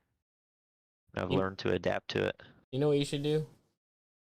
The Which, Porsche experience in Atlanta. I'm gonna just try to see the ABS and oh, like dude, I bet P-car brakes are unbelievable. I've um I've been in James's car with the Cayman. We just watched him do NASCAR. yeah. He's got is it a GTS? It's a Cayman of some sort. Dude, even on that thing, I'm not calling that an entry level Porsche because it's not. Still probably a 60, $70,000 Porsche if I'm wrong or if I'm right. And dude, the brakes on that thing are amazing. And that's not even a GT car. I've never been my unrealistic dream car, GT3 RS. Realistic dream car, GT4, or GT4 RS. Realistic, stretching the limits, but my actual realistic dream car is like a Camaro ZL1. Oh really? Okay. Just because of the GM warranty and stuff, and you hear a lot of good things about them. I mean, they're great. That's why everybody has them. Yeah. Actually, there's a lot of those who run at Sebring. Yeah. Well, yeah, it's a out of the box warranty track car. It's crazy.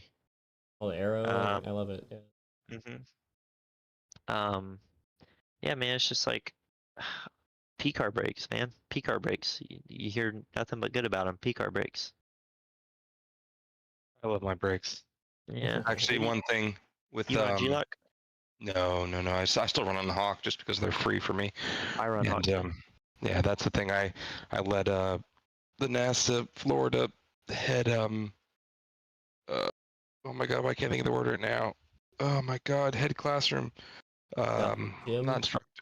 No, Josh drive my car at Homestead, and he came back and said it was the best car he's ever driven. But he said his favorite thing and his least favorite thing were the brakes. He said he's never driven a car with brakes that brake as hard as that. I'm just What got used to pads? them. 70s, DTD 70s. Front and rear? No, God, no. I run the 5.0 rear pads. Okay, I was about to Yeah. say, because I'm running the 60s front and the 30s rear, and I had to get a rear bias with this spring setup and dial it way down. So I'm going to go to a HP Plus rear, or Use maybe the just, like you 5.0. said, the 5.0. The Use the 5.0? 5.0. Yeah, I Because would the recommend the 5.0. rear doesn't even fucking do anything. Yeah. 5.0 on the rear, trust me, don't go anything less than that. The pluses Yeah, are garbage. that's what 5.0 rear. that's what I was saying about the rear lockup issues or me having to blip the throttle. Yeah. That's the exact 5.0. reason. It's because of the 30s. Yeah, There's just that's too way much too much pad. pad. It's way too much Definitely. pad. And you're actually even lighter. You may, HE pluses maybe, but the 5.0 I found to be the sweet spot. I used to use the StopTech Sport pads for a long time because they were only $32 for a set, and now the price went up to it's like $80 a set. But then I started getting Hawk for free, and I was like, why am I? No, I'm just gonna switch to Hawk. I used to get 5.0 Hawk for rears. free too. God, I forget his name. He got that red Hawk Corvette. Oh, he doesn't work for Hawk anymore. He moved on. No. God dang, what is his name? Super Taylor. I think his name's Taylor. Oh. He used to send me free pads. He was a nice dude, which is funny because I'm just a mod. I'm a moderator in Trackable Miatas, and every time somebody talk trash about Hawk, I'd be like, listen, man, I'm not saying you're right. I'm not saying I'm wrong or right, but I really like these pads, and and he reached out to me like, hey, man, what do you run? And I'm like, blah blah blah. He's like, what pads do you have? And then sent me pads to my door, and just kept sending me Oh, yeah. pads whenever I needed them. Yeah, he's nice. Then he moved on, and he gave me a code, and thankfully I haven't needed pads in a long time because I think I'm out of a pad representative, and I'm not even a special person. So it was nice to get good free pads for a while. I got my friends some free pads too, once or twice. Oh, I could And just hit up DJ, right? Alliance, or yeah, even yeah. yeah, it's true actually. You do you sell or do you have a discount code for pads, Dave? So Hawk sponsors NASA. So whenever I win, I get discount. Okay. I get the discount codes. So at the end of the year, I just add up all my discount codes and just buy all the pads I need for the next year and just free. So yeah, I actually just submitted mine for Nats like 3 or 4 hours ago. I just got the email back. Here's your discount code for $100. So, done. Oh, nice. Whatever it was. How much are the pads and where do you order them from? You have if you want to use your discount code, it has to come directly from the Hawk Performance website, which Okay. sucks because they charge full Yes, they MSRP. do. No But shit. that's how they get you. But again, I get them in for free in the end. So it's like spend I might spend $1,000, which again is free for all my pads through the Hawk website, or I can buy all those pads with my own money for 600. So I'm like, no, I'm going to use the Hawk. Like, Exactly. yeah. So I just save them up until the end of the year. Actually, I think it was 150 today. On top of all the ones I did so far this year. So I only have like $600 so far or something. But I haven't driven the car much and won't be, so. Either one of you into guns at all? Oh, Another yeah. very expensive I hobby? got some pews, but it's so late. I'm gonna drop off, guys. Yeah, yeah. So, Oh yeah, 100%. I'm about to get yeah, off as well in a couple minutes. exactly. So we'll have to do that some other time. But Yeah, yeah. Wednesday. thank you, Wendell. Yeah, Yeah, no problem. Wednesday we'll do another one. Sweet. Thanks, guys, That for joining. Yeah, buddy. Sounds good. I'll catch you guys later. See you later, Dave. See you. See ya. I'm gonna head out too, Cade. Yeah. But yeah, big pew pew guy. Yeah, yeah. Another very expensive You remember hobby. Ian? Or I don't know if you were still there. Ian was talking about it when we were at the party, but maybe it was after you left. probably. My girlfriend was getting very bored, and Oh yeah, I felt bad so for her. yeah, yeah, I can't bring that her next time. I think like so he shot competitively, but another time. I guess he could tell Ah. it. He could tell it. He did it competitively, and I did it as a hobbyist, like two gun competitions and stuff. Oh, super cool. I've always wanted to do two gun comps and stuff. Yeah, you're actually talking about getting back into it, so maybe Yeah, I you could can't. join us. Yeah, I can't afford all of that, but I'll try. Yeah, I have like a spare, like spare equipment you could borrow. How often do you go to the range just for fun? So it used to be like almost every weekend, but lately Dang. I haven't been in like a year. I've got I've got like a carry gun. I've also built polymer 80 Oh, stuff. nice. Yeah, yeah. I don't know if you're into that, and I've also got like I told you a long time ago, or a little bit ago, or earlier today, I have like SWAT and law enforcement in my family. I have a blue 357 Ooh. Python sitting here. Yeah, that has a little bit of surface rust. I like to get cleaned up, and I never shot it. Probably blow my fingers off because I'm a little kid, but Wow, you're fine. and I carry a 43 pretty much every day, so it's Or a definitely. 26 guy, but What is that? That's not 9 mil, is it? yeah, yeah, it is. It's What is the difference? a double stack instead of single. Yeah. Oh, okay. No, they call it something. Not the 9 mil, but the double stack little 45. What do they call that? There's a nickname for it. There's a double Oh stack man, 45. yeah, I'm pretty sure, and they have like a funny nickname for it because it's such a small little hand cannon. I forget what it is, but yeah, I just carry a little 43. I did some hand stippling. Oh, I'll nice. uh I'll shoot you a picture on Discord in a little bit before I go to bed, but Yeah, yeah. so it's just my little carry gun. I've got 3 mags with a Terran Tactical. Oh, I can Terran. carry a mag on me and stuff. Nice. You're this little So John Wick over here. yeah, I'm very small frame, so I can't carry a 19. But um, obviously anywhere I go, obviously not in like people's places, but anytime I'm like in anywhere outside of the house where I'm going somewhere, I'll carry. But obviously illegal to carry anywhere else, like people's residence. Obviously that's disrespectful too, but you get the point. Yeah, yeah, yeah. But Like yeah, I'll shoot. I'm in the same boat. I can't do 19s because it's too big. Yeah, they're massive. Otherwise, I'd carry one because they're great. And I wish I could because I feel more comfortable shooting long range because I've got a Holison and everything on mine. But anywho, All obviously trigger we gotta time, go to man. bed. Yeah, we both got head out, but I'll shoot you some pictures on Discord and I'll talk to you there and we'll do Wednesday. Yeah. We'll do Mustangs and we'll crash into each other because Mustang I know, things. right? All that horsepower. All right, man. Yeah, it's All good right, talking to you. I'll talk to you later. Fun stream. Later. All right, guys. That was a fun stream. Uh, I guess closing remarks on the wheel. Definitely there's a market for it. I know in the thumbnail it says, uh, like niche or useless. I would definitely say niche. Like someone who's trying to get into it that really wants to simulate like car driving and like they want to improve their driver mod at the track for real. I think this is a good starting point. There's no I would say the transfer for the wobble from the wheel to the base is solid. So you're not buying something cheap that will like hurt your base or damage the pins on your quick release and all that stuff. But the buttons is where they save the money. So that's the part where you can definitely tell it's a budget. But if you don't care about the buttons and you're just like you only need to press them a couple times, then you should be fine. There's no rotary switches other than the funky switch. So you can't do this fine tune ABS adjustments. You have to hit the up and down toggle switches, which is fine. But yeah, you definitely have black box functionality. You have ABS strength. You have traction control strength. You could even do the rocker switch and let that do brake bias if you want. So there's enough buttons on here for you to be able to sim race competitively. So that's the niche it fills. Someone who wants to get into it but not want to spend like 4 figures on a setup. Like you could build a whole Fanatec system for like 800 and still, grow into it, right? You can use that $800 kit for 7 years, right? So, and this would be a good place to start. It is a round wheel, so you could do drifting, you could do road cars, you could do truck sims, you could do all kinds of stuff. Might not be good for like Formula, but I mean, you don't need the Formula style wheel to race. You just need the buttons, right? But yeah, that's the wheel. That's the review.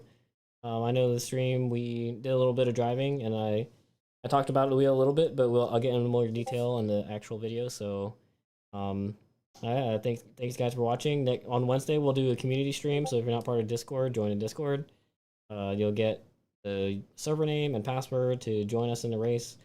Usually do bots, like a practice session, warm up, and then bots. And it's gonna be Mustang, so it's gonna be fun. I think it's gonna be a lot of wrecks. We'll see, because we've been doing low horsepower cars, and now we're jumping up just a little bit. Definitely not a lot, but yeah, I think this is where James's like sweet spot is, right? So he's probably gonna blow us out of the water, and it's gonna be at Road Atlanta, a track that we love. It's my number one track right now. We'll see after VIR if VIR beats Road Atlanta, but I love it. I'm excited. We'll see how it goes.